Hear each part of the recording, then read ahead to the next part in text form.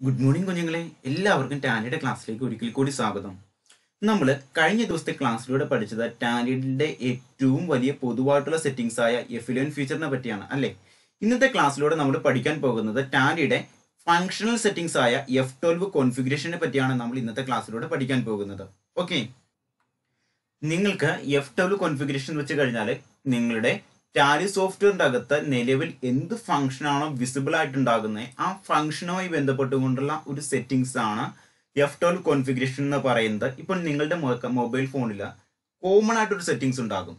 അതിനെയാണ് നമ്മൾ ടാലി സോഫ്റ്റ്വെയറിന്റെ അകത്ത് എഫിലോൺ ഫീച്ചർ എന്ന് പറയുന്നത്, ടാലിയുടെ കോമൺ സെറ്റിംഗ്സ് എന്ന് പറയുന്നത്. എന്നാൽ നിങ്ങളുടെ മൊബൈൽ ഫോണിൽ ഓരോ ഫംഗ്ഷനുമായി ബന്ധപ്പെട്ടുകൊണ്ട് ഓരോരോ സെറ്റിംഗ്സ് കാണും ഇല്ലേ. അതായത് മെസ്സേജുമായി ബന്ധപ്പെട്ടുകൊണ്ടുള്ള മെസ്സേജ് സെറ്റിംഗ്സ്, വാട്സാപ്പ് എന്ന് പറയുന്ന ആപ്ലിക്കേഷനുമായി ബന്ധപ്പെട്ടുകൊണ്ടുള്ള വാട്സാപ്പ് സെറ്റിംഗ്സ്, ഫേസ്ബുക്കുമായി ബന്ധപ്പെട്ടുകൊണ്ടുള്ള ഫേസ്ബുക്ക് സെറ്റിംഗ്സ്. അപ്പൊ ഇത് ഈ ഒരു നിങ്ങളുടെ മൊബൈൽ ഫോണിൽ കറന്റ് എന്ത് കാര്യമാണ് ആക്റ്റീവ് ആയിട്ടുള്ള, വാട്സാപ്പ് ആണെങ്കിൽ വാട്സാപ്പുമായി ബന്ധപ്പെട്ടുകൊണ്ടുള്ള സെറ്റിംഗ്സ് ആയിരിക്കും ഉണ്ടാവുക, ഫേസ്ബുക്ക് ആണെങ്കിൽ ഫേസ്ബുക്കുമായി ബന്ധപ്പെട്ടുകൊണ്ടുള്ള സെറ്റിംഗ്സ് ആകും ഉണ്ടാവുക. എന്ന് പറഞ്ഞതുപോലെ തന്നെ നമ്മുടെ ടാലി സോഫ്റ്റ്വെയറിന്റെ അകത്തെ ഈ ഒരു വിൻഡോയിൽ എന്താണോ ആക്റ്റീവ് ആയിട്ടുള്ള ആ ഒരു ഫംഗ്ഷനുമായി ബന്ധപ്പെട്ടുകൊണ്ടുള്ള സെറ്റിംഗ്സ് ആണ് F12 കോൺഫിഗറേഷൻ എന്ന് പറയുന്നത്. ഇനി നമുക്കത് അല്പം കൂടി ഡീറ്റെയിൽഡ് ആയിട്ടൊന്ന് പരിചയപ്പെടാം. നിങ്ങൾക്ക് ഫംഗ്ഷണൽ സെറ്റിംഗ്സ് ആയ F12 കോൺഫിഗറേഷൻ എടുക്കണമെങ്കിൽ നിങ്ങൾ എന്താ ചെയ്യേണ്ടതെന്ന് വെച്ച് കഴിഞ്ഞാൽ നിങ്ങളുടെ കീബോർഡിൽ F12 എന്ന് പറഞ്ഞൊരു ബട്ടൺ ഉണ്ട്. ഒന്നെങ്കിൽ ജസ്റ്റ് നിങ്ങൾ എന്ത് ചെയ്യുക, അത് നിങ്ങളൊന്ന് പ്രസ് ചെയ്യുക. നിങ്ങളുടെ കീബോർഡിൽ F12 എന്ന് പറഞ്ഞൊരു ബട്ടൺ ഉണ്ട്, ജസ്റ്റ് അതൊന്ന് പ്രസ് ചെയ്യുക. അല്ല എങ്കിൽ നിങ്ങൾക്ക് ബട്ടൺ ബാറിൽ, നിങ്ങളുടെ വെർട്ടിക്കൽ ബാറിൽ കാണുന്ന ബട്ടൺ ബാറിലെ ഏറ്റവും ലാസ്റ്റ് കാണുന്ന കാര്യമാണ് F12 കോൺഫിഗറേഷൻ എന്ന് പറയുന്നത്. ഈ മൗസ് കൾസർ ഇരിക്കുന്ന ഭാഗം F12 കോൺഫിഗറേഷൻ, അതിൽ കൊണ്ട് എന്ത് ചെയ്യുക, മൗസ് കൾസർ ഉപയോഗിച്ച് ജസ്റ്റ് ഒന്ന് ക്ലിക്ക് ചെയ്യുക. അപ്പൊ നിങ്ങൾക്ക് എന്ത് ചെയ്യാൻ പറ്റും, ടാലിയുടെ പൊതുവായിട്ടുള്ള ഫംഗ്ഷൻ സെറ്റിംഗ്സ് എന്തൊക്കെയാണെന്ന് നമുക്ക് കാണുവാൻ സാധിക്കും. ഇതിന്റെ അകത്ത് ഏറ്റവും ആദ്യം കാണുന്ന ഒന്നാണ്, ഈ കോൺഫിഗറേഷൻ വിൻഡോയിലെ ഏറ്റവും ആദ്യമേ കാണുന്ന ഒന്നാണ് ജനറൽ കോൺഫിഗറേഷൻ എന്ന് പറയുന്നത്. അതായത് ടാലിയുടെ അകത്ത് നമ്മൾ ചെയ്യുന്ന റിപ്പോർട്ടുകൾ, മറ്റു കാര്യങ്ങൾ എഡിറ്റ് ചെയ്യുവാനും അല്ല എങ്കിൽ അതെങ്ങനെയാണ് നമുക്ക് കാണേണ്ടത്, അല്ല എങ്കിൽ അതെങ്ങനെയാണ് നമ്മൾ ചെയ്യേണ്ടത് എന്ന് തീരുമാനിക്കുന്ന ഒന്നാണ് ജനറൽ കോൺഫിഗറേഷൻ എന്ന് പറയുന്നത്. എന്ന് വെച്ച് കഴിഞ്ഞാൽ ടാലിയുടെ ഉള്ളിലുള്ള റിപ്പോർട്ടുകൾ, മറ്റ് കാര്യങ്ങൾ എഡിറ്റ് ചെയ്യുവാനും അതുപോലെ തന്നെ ടാലിയിലുള്ള റിപ്പോർട്ടുകൾ, അതുപോലെ തന്നെ ടാലിയിലുള്ള മറ്റ് കാര്യങ്ങൾ എങ്ങനെയാണ് നമുക്ക് കാണേണ്ടത് അല്ലെങ്കിൽ നമുക്ക് എങ്ങനെയാണ് ചെയ്യേണ്ടത് എന്ന് കോൺഫിഗറേഷൻ ചെയ്യുന്ന പൊതുവായിട്ടുള്ള സ്ഥലമാണ് എന്തെന്ന് പറയുന്നത് ടാലിയുടെ F12 കോൺഫിഗറേഷൻ എന്ന് പറയുന്നത്. അതിനകത്ത് ജനറൽ കോൺഫിഗറേഷൻസ്. അപ്പൊ നമുക്ക് നോക്കാം എന്തൊക്കെ തരത്തിലുള്ള കോൺഫിഗറേഷൻസ് ആണ് പ്രധാനമായിട്ടും ഇതിൻ്റെ അകത്തുള്ളത് നമുക്ക് നോക്കാം. ഒന്നാമത്തെ കാര്യമാണ് ജനറൽ കോൺഫിഗറേഷൻ. ദെൻ രണ്ടാമത്തെ കാര്യമാണ് ന്യൂമറിക് സിമ്പിൾ. മൂന്നാമത്തെ കാര്യമാണ് ഇൻവെന്ററി ഇൻഫോ. നാലാമത്തെ കാര്യമാണ് വൗച്ചർ എൻട്രി. അഞ്ചാമത്തെ കാര്യമാണ് ഇൻവോയ്സ് ഓർ ഓർഡർ എൻട്രി. ആറാമത്തെ കാര്യമാണ് പേറോൾ കോൺഫിഗറേഷൻ. ഏഴാമത്തെ കാര്യമാണ് ബാങ്കിങ് കോൺഫിഗറേഷൻ. എട്ടാമത്തെ കാര്യമാണ് പ്രിന്റിംഗ് കോൺഫിഗറേഷൻ. ഒൻപതാമത്തെ കാര്യമാണ് ഇമെയിൽ കോൺഫിഗറേഷൻ. പത്താമത്തെ കാര്യമാണ് ഡേറ്റ കോൺഫിഗറേഷൻ. 11ാമത്തെ കാര്യമാണ് അഡ്വാൻസ്ഡ് കോൺഫിഗറേഷൻ. 11ാമത്തെ കാര്യമാണ് പ്രൊഡക്റ്റ് ആൻഡ് ഫീച്ചേഴ്സ്. 12ാമത്തെ കാര്യമാണ് ലൈസൻസിങ്. ഇനി നമുക്ക് ഓരോ കോൺഫിഗറേഷനിലും എന്തൊക്കെ തരത്തിലുള്ള കാര്യങ്ങളാണ് ടാലി സോഫ്റ്റ്വെയർ ഉപയോഗിക്കുമ്പോൾ ചെയ്യുന്നത് എന്ന് നമുക്ക് പരിശോധിക്കാം.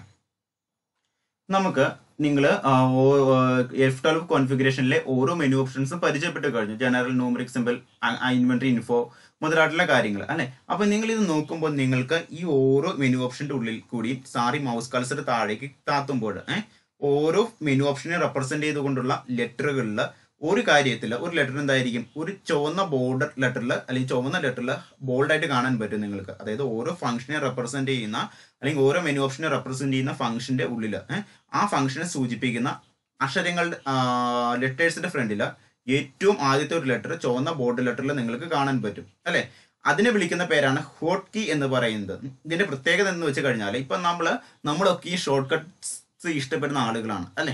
അപ്പൊ നമുക്കൊക്കെയും എന്താണ് ഈ ഗേറ്റ് ടാലിയുടെ വിൻഡോയിൽ ഓരോ സെറ്റിംഗ്സും എളുപ്പത്തിൽ എടുക്കാൻ നമ്മളെ സഹായിക്കുന്ന ഒന്നാണ് ഈ ഷോർട്ട് കട്ട് കീസ് എന്ന് പറയുന്നത്. ഉദാഹരണം വെച്ച് കഴിഞ്ഞാൽ നിങ്ങൾ ഇപ്പൊ ജനറൽ എന്ന് പറയുന്ന ഒരു F12 കോൺഫിഗറേഷൻ ആണ് നിങ്ങൾക്ക് വേണ്ടതെങ്കിൽ നിങ്ങൾക്ക് എന്ത് ചെയ്യണം, നിങ്ങൾ കീബോർഡിന്റെ ഉള്ളിലെ F12 ബട്ടൺ പ്രസ് ചെയ്യുക. അപ്പൊ നിങ്ങൾക്ക് കോൺഫിഗറേഷൻ വിൻഡോ വരും. അതിന്റെ ഉള്ളിലെ കീബോർഡിലെ G എന്ന് പറയുന്ന ലെറ്റർ ആണ് പ്രസ് ചെയ്യുന്നതെങ്കിൽ ഡയറക്റ്റ് ആയിട്ട് F12 കോൺഫിഗറേഷന്റെ അകത്തെ ജനറൽ എന്ന് പറയുന്ന കോൺഫിഗറേഷൻ സെറ്റിംഗ്സിന്റെ ഉള്ളിലേക്ക് പോകും. ഇതിങ്ങനെ നിങ്ങളെ എടുക്കാൻ സഹായിക്കുന്ന ഒന്നാണെന്ന് പറയുന്നത് ആ ഹോട്ട് കീ എന്ന് പറയുന്ന ഒരു കാര്യം. അല്ലെങ്കിലോ നമ്മൾ എങ്ങനെ എടുത്തുകൊണ്ടിരുന്നേ, നിങ്ങൾ എങ്ങനെയായിരുന്നു F12 കോൺഫിഗറേഷൻ എടുത്തുകൊണ്ടിരുന്നേ? നിങ്ങളുടെ കമ്പനി ബിസിനസ് പ്രൊഫൈൽ ക്രിയേറ്റ് ചെയ്യുന്ന വിൻഡോയുടെ ഉള്ളിൽ നിന്നും എങ്ങോട്ട് പോകണം? ബട്ടൺ ബാറിൽ അഥവാ വെർട്ടിക്കൽ ബാറിൽ കിടക്കുന്ന ഏറ്റവും താഴെ കിടക്കുന്ന F12 കോൺഫിഗറേഷൻ എന്ന് പറയുന്ന ലെറ്ററിന്റെ ഉള്ളിൽ മൗസ് കഴ്സർ ഉപയോഗിച്ചോ അല്ലെങ്കിൽ കീബോർഡിലെ F12 ബട്ടൺ ഉപയോഗിച്ചോ പ്രസ് ചെയ്യുക. അപ്പോൾ നിങ്ങൾക്ക് എന്ത് ചെയ്യും? നിങ്ങൾക്ക് കീബോർഡിലെ നിങ്ങൾക്ക് നിങ്ങളുടെ വിൻഡോയുടെ ഉള്ളിൽ നിങ്ങൾക്ക് നിങ്ങളുടെ ഗേറ്റ് വേ ടാലിയുടെ വിൻഡോയുടെ ഉള്ളിൽ എന്ത് വരും? F12 കോൺഫിഗറേഷൻ എന്ന് പറയുന്ന ഫങ്ഷണൽ മെനു ഓപ്ഷൻ വിസിബിൾ ആകും അല്ലെ. അതിൻ്റെ അകത്തെ ഓരോ മെനു ഓപ്ഷൻ്റെ അകത്ത് നിങ്ങൾക്ക് അത് മുന്നോട്ട് നിങ്ങൾ ചെയ്യുമ്പോൾ നിങ്ങൾക്ക് ഓരോരോ ഫംഗ്ഷൻ ഉപയോഗിക്കേണ്ടത് ആവശ്യമായിട്ട് വരും. അന്നേരം നിങ്ങൾക്ക് ഓരോന്ന് എടുക്കേണ്ടതായിട്ട് വരും. ഇപ്പൊ തൽക്കാലം നിങ്ങളൊന്ന് സങ്കല്പിക്കുക, നിങ്ങൾക്ക് ജനറൽ എന്ന് പറയുന്ന ഫംഗ്ഷൻ എടുക്കണമെങ്കിൽ നിങ്ങൾ എന്ത് ചെയ്യണം? ഒന്നുകിൽ മൗസിന്റെ കൾസർ ഉപയോഗിച്ചുകൊണ്ട് സെലക്ട് ചെയ്യണം, അല്ലെങ്കിൽ ജനറൽ എന്ന് പറയുന്ന മെനു ഓപ്ഷനെ റെപ്രസെന്റ് ചെയ്ത് കിടക്കുന്ന ഹോട്ട് കീ പ്രസ് ചെയ്യണം. അതെങ്ങനെയാണ്? ജനറൽ എന്ന് പറയുന്ന ലെറ്ററിനെ റെപ്രസെന്റ് ചെയ്ത് കിടക്കുന്ന ഹോട്ട് കീ എന്ന് പറയുന്നത് എന്താണ്? ജനറലിന്റെ ഏറ്റവും ആദ്യത്തെ ലെറ്റർ ആയ ജി എന്ന് പറയുന്നത് അല്ലെ. ജി എന്ന് പറയുന്ന അല്പം എന്താണ്? ഒരു റെഡ് ബോൾഡ് ആയിട്ടാണ് കണക്കാക്കുന്നത് അല്ലെ. അതിങ്ങനെ കീബോർഡിൽ ജി എന്ന് പറയുന്ന ലെറ്റർ ഒന്ന് പ്രസ് ചെയ്താൽ ഡയറക്റ്റ് ആയിട്ട് എന്ത് പോകും? നിങ്ങളെ ജനറൽ എന്ന് പറയുന്ന മെനു ഓപ്ഷൻ്റെ അകത്തേക്ക് പോകും. അതാണ് സാറ് പറയാൻ ഉദ്ദേശിച്ചത്. ഓക്കെ, അപ്പൊ നിങ്ങൾക്കത് മനസ്സിലായി എന്ന് കരുതുന്നു. ഇനി നമുക്ക് ഓരോ മെനു ഓപ്ഷനും വളരെയധികം ഡീറ്റെയിൽ ആയിട്ട് പരിചയപ്പെടാം. ഏറ്റവും ആദ്യം പരിചയപ്പെടാൻ പോകുന്ന മെനു ഓപ്ഷനാണ് F12 കോൺഫിഗറേഷൻ്റെ അകത്തെ ജനറൽ എന്ന് പറയുന്ന കോൺഫിഗറേഷൻ. അതായത് ഇത് നമ്മൾ ടാലി സോഫ്റ്റ്വെയർ ഉപയോഗിക്കുമ്പോൾ നമ്മൾ പൊതുവായിട്ട് ഉപയോഗിക്കുന്ന ചില ഫങ്ഷണൽ കോൺഫിഗറേഷൻ സെറ്റിംഗ്സുകളാണ് ഈ പറയുന്നത്. ഓക്കെ, അപ്പോൾ ജനറൽ ഒന്ന് ജസ്റ്റ് നമുക്ക് സെലക്ട് ചെയ്ത് നോക്കാം. ദെൻ ജനറൽ എന്ന് പറയുന്ന F12 കോൺഫിഗറേഷൻ ജസ്റ്റ് ഓപ്പൺ ചെയ്യുകയാണ്. അതിൻ്റെ ഉള്ളിലെ ഏറ്റവും ആദ്യത്തെ ടോപ്പിക് തൊട്ട് നമുക്ക് പഠിക്കാം. ഇതിൻ്റെ അകത്തെ ഏറ്റവും ആദ്യം ചോദിക്കുന്ന കാര്യം using accounting terminology of SAARC countries include India, Pakistan, Sri Lanka, Bangladesh, Nepal, Bhutan. ഇവിടെ രണ്ട് ഓപ്ഷൻസ് എക്സ്ട്രാ ഒരു സബ് ലിസ്റ്റിൻ്റെ അകത്ത് വന്നിട്ടുണ്ട്. ഇന്ത്യ ഓർ സാർക്ക് രാജ്യങ്ങൾ ഉപയോഗിക്കുന്ന അക്കൗണ്ടിങ് ടെർമിനോളജി ആണോ നിങ്ങൾ ഉപയോഗിക്കുന്നത് നിങ്ങളുടെ ബിസിനസ് ഫ്രെയിമുകളിൽ, അതോ ഇന്റർനാഷണൽ ആയിട്ട് ഉപയോഗിക്കുന്ന അക്കൗണ്ടിങ് അല്ലെങ്കിൽ ഇന്റർനാഷണൽ ആയിട്ട് ഉപയോഗിക്കുന്ന അക്കൗണ്ടിങ് ടെർമിനോളജി ആണോ നിങ്ങൾ ഉപയോഗിക്കുന്നത് എന്ന് രണ്ട് ഓപ്ഷൻ കൊടുത്തിട്ടുണ്ട്. ഇപ്പൊ നമുക്കൊക്കെ അറിയാം, നമ്മളൊക്കെ ഉപയോഗിക്കുന്ന അക്കൗണ്ടിങ് ടെർമിനോളജി എന്ന് പറയുന്നത് അല്ലെങ്കിൽ നമ്മളൊക്കെ പഠിക്കുന്ന അക്കൗണ്ടിങ് റൂൾ എന്ന് പറയുന്നത് നമ്മൾ സാർക്ക് രാജ്യങ്ങളിൽ ഉപയോഗിക്കുന്ന അക്കൗണ്ടിങ് ടെർമിനോളജിയാണ് നമ്മുടെ ബിസിനസ് ഫ്രെയിമുകളിലൊക്കെ നമ്മൾ ഉപയോഗിക്കുന്നത്. ഇന്ത്യ, ശ്രീലങ്ക, ബംഗ്ലാദേശ്, നേപ്പാൾ, ഭൂട്ടാൻ മുതലായിട്ടുള്ള രാജ്യങ്ങളാണ് സാർക്ക് എന്ന് പറയുന്ന ആ ഒരു കൂട്ടായ്മയുള്ളത്. അപ്പൊ അവിടെയുള്ള ഒരു അക്കൗണ്ടിങ് ടെർമിനോളജീസ് ആണ് നമ്മൾ പ്രധാനമായിട്ടും ഉപയോഗിക്കുന്നത്. നമ്മൾ ഉപയോഗിക്കുന്ന ഡെബിറ്റ് ക്രെഡിറ്റ് റൂൾസ് പോലെ തന്നെ അതുപോലെ തന്നെ എന്താണ് നമ്മൾ ഉപയോഗിക്കുന്ന ഓരോ ഫിനാൻഷ്യൽ റിപ്പോർട്ടുകളും എന്താണ് നമ്മുടെ ഈ ഒരു സാർക്ക് അക്കൗണ്ടിങ് ടെർമിനോളജി ഉപയോഗിച്ചുകൊണ്ട് സാർക്ക് രാജ്യങ്ങൾ അംഗീകരിച്ചിട്ടുള്ള അക്കൗണ്ടിങ് ടെർമിനോളജി ഉപയോഗിച്ചിട്ടായിരിക്കും നമ്മൾ തയ്യാറാക്കുന്നത്. ഇനി അതല്ല ഇന്റർനാഷണൽ ആയിട്ടുള്ള ഒരു അക്കൗണ്ടിങ് ടെർമിനോളജി ഉപയോഗിക്കുന്ന ഒരു ബിസിനസ് സ്ഥാപനമാണ് എങ്കിൽ നമ്മൾ എന്ത് ചെയ്യണം? അവിടെ ഇന്റർനാഷണൽ എന്നുള്ള സെലക്ട് ചെയ്ത് കൊടുക്കണം. അതിനനുസരിച്ചുകൊണ്ടായിരിക്കും നമ്മുടെ ബിസിനസ് ഫേമിന്റെ ഫിനാൻഷ്യൽ റിപ്പോർട്ടുകളും വ്യത്യസ്തമായിട്ടുള്ള റൂൾസും വരുന്നത്. അപ്പോൾ ഇതിന്റെ ഒരു പ്രത്യേകത അക്കൗണ്ടിങ് ടെർമിനോളജി കൊണ്ട് അർത്ഥമാക്കുന്ന വെച്ച് കഴിഞ്ഞാൽ ഇപ്പോൾ ഓരോരോ ബിസിനസ് ഓർഗനൈസേഷൻ നിലനിൽക്കുന്ന പരിസ്ഥിതിയിലെ ചുറ്റുപാടുകൾക്ക് അനുസൃതമായിട്ടായിരിക്കും എന്ത് വരുന്നത് ഈ ഒരു അക്കൗണ്ടിങ് ടെർമിനോളജി ഉപയോഗിക്കുന്നത്. ഇപ്പൊ ഇന്ത്യ സാർക്ക് രാജ്യങ്ങളിൽ അംഗങ്ങളായിട്ടുള്ള ഇന്ത്യ, ശ്രീലങ്ക, ഭൂട്ടാൻ, നേപ്പാൾ, പാകിസ്ഥാൻ മുതലായിട്ടുള്ള രാജ്യങ്ങളിലൊക്കെയാണ് ഒരു ബിസിനസ് ഓർഗനൈസേഷൻ നിലനിൽക്കുന്നതെങ്കിൽ ആ ഒരു രാജ്യം ആ ഒരു സാർക്ക് എന്ന് പറയുന്ന ഓർഗനൈസേഷൻ അംഗീകരിച്ചിട്ടുള്ള പൊതുവായിട്ടുള്ള accounting terminologies accounting rules and regulations ഒക്കെ ആയിരിക്കും ഫോളോ ചെയ്തുകൊണ്ടായിരിക്കും ഫിനാൻഷ്യൽ റിപ്പോർട്ടുകളും ഫിനാൻഷ്യൽ ട്രാൻസാക്ഷൻസും നമ്മൾ പോസ്റ്റ് ചെയ്യുകയും ഫിനാൻഷ്യൽ റിപ്പോർട്ടുകൾ നമ്മൾ പ്രിപ്പയർ ചെയ്തെടുക്കുകയും ചെയ്യുന്നത്.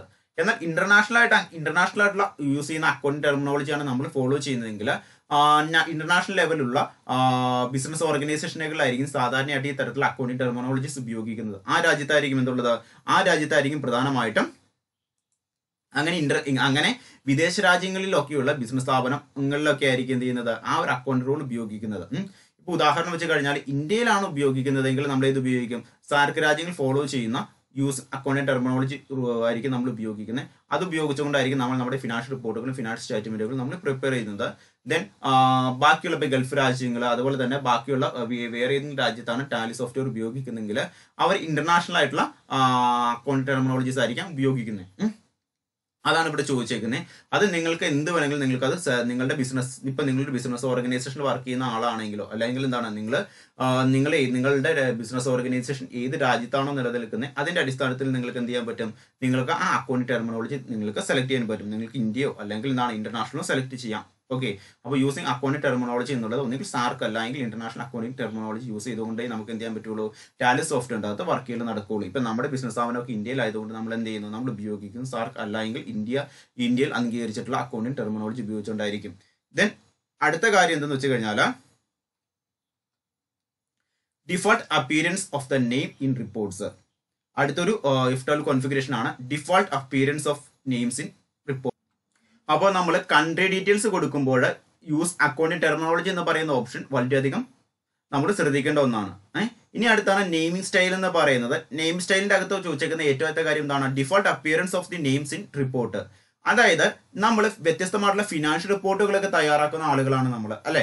അപ്പൊ അതായത് ട്രേഡിംഗ് ആൻഡ് പ്രോഫിറ്റ് ആൻഡ് ഒക്കെ ഉണ്ട്, balance sheet, trial balance, stock register, അതുപോലെ തന്നെ ലെഡ്ജർ ബുക്കുകൾ, ജേണൽ ബുക്കുകളൊക്കെ നമ്മൾ തയ്യാറാക്കുന്ന ആളുകളാണ്. അപ്പോൾ നമ്മൾ ഈ ബുക്കൊക്കെ തയ്യാറാക്കുമ്പോൾ മുകളിൽ ഹെഡിങ് കൊടുക്കാറുണ്ട്, അല്ലെ? അതായത് ഇന്ന ഡേറ്റിലെ ഇന്ന കമ്പനിയുടെ ഇന്ന ഫിനാൻഷ്യൽ ഇയറിലെ trading and profit and loss account, അല്ലെങ്കിൽ എന്താണ് ഇന്ന കമ്പനിയുടെ ഇന്ന ഫിനാൻഷ്യൽ ഇയറിലെ ഇന്ന ബാലൻസ് ഷീറ്റ് എന്ന് പറഞ്ഞ് കൊടുക്കാറുണ്ട്. ഇപ്പോൾ ഒരു കമ്പനിയുടെ പേരാണ് എങ്കിൽ Noble Joy private limited company 2021 to 22 financial year balance sheet report എന്ന് പറഞ്ഞാൽ നമ്മൾ കൊടുക്കാറുള്ളത്. അങ്ങനെ ഫിനാൻഷ്യൽ റിപ്പോർട്ട് കൊടുക്കുമ്പോൾ ആ കമ്പനിയുടെ നെയിം എങ്ങനെയാണ് ആ ഫിനാൻഷ്യൽ റിപ്പോർട്ടിൽ ജനറേറ്റ് ചെയ്ത് വരേണ്ടത് അല്ലെങ്കിൽ പ്രിപ്പയർ ആയിട്ട് വരേണ്ടത് എന്നാണ് ഇവിടെ ചോദിച്ചേക്കുന്നത്. അതായത് ഇവിടെ അതിന് 4 രീതിയിലുള്ള ഓപ്ഷൻസ് ആണ് കൊടുത്തേക്കുന്നത്. നിങ്ങൾ ബാലൻസ് ഷീറ്റ് ഒക്കെ എഴുതുമ്പോൾ അല്ലെങ്കിൽ ഏത് തരത്തിലുള്ള ഫിനാൻഷ്യൽ റിപ്പോർട്ട് എടുത്തു കഴിഞ്ഞാലും അതിന്റെ ടോപ്പിലായിരിക്കും കമ്പനിയുടെ നെയിമും, അതിന്റെ തൊട്ടടിയിൽ ഫിനാൻഷ്യൽ ഇയർ, അതിന്റെ തൊട്ടടിയിൽ ആ എന്ത് റിപ്പോർട്ടാണെന്നുള്ളത് വരും. ഇപ്പോൾ നോബിൾ ജോയ് എന്ന് പറയുന്ന ഒരു കമ്പനിയുടെ പേര്, ദെൻ തൊട്ടടിയിൽ ഫിനാൻഷ്യൽ ഇയർ 2021 to 21-22, ദെൻ തൊട്ടടിയിൽ എന്ത് ഫിനാൻഷ്യൽ റിപ്പോർട്ടാണ്, ബാലൻസ് ഷീറ്റ് ആണെങ്കിൽ balance sheet, trading and profit and loss account ആണെങ്കിൽ trading and profit and loss account. അങ്ങനെ ആയിരിക്കും നമ്മൾ പ്രിപ്പയർ ചെയ്യുന്നത്.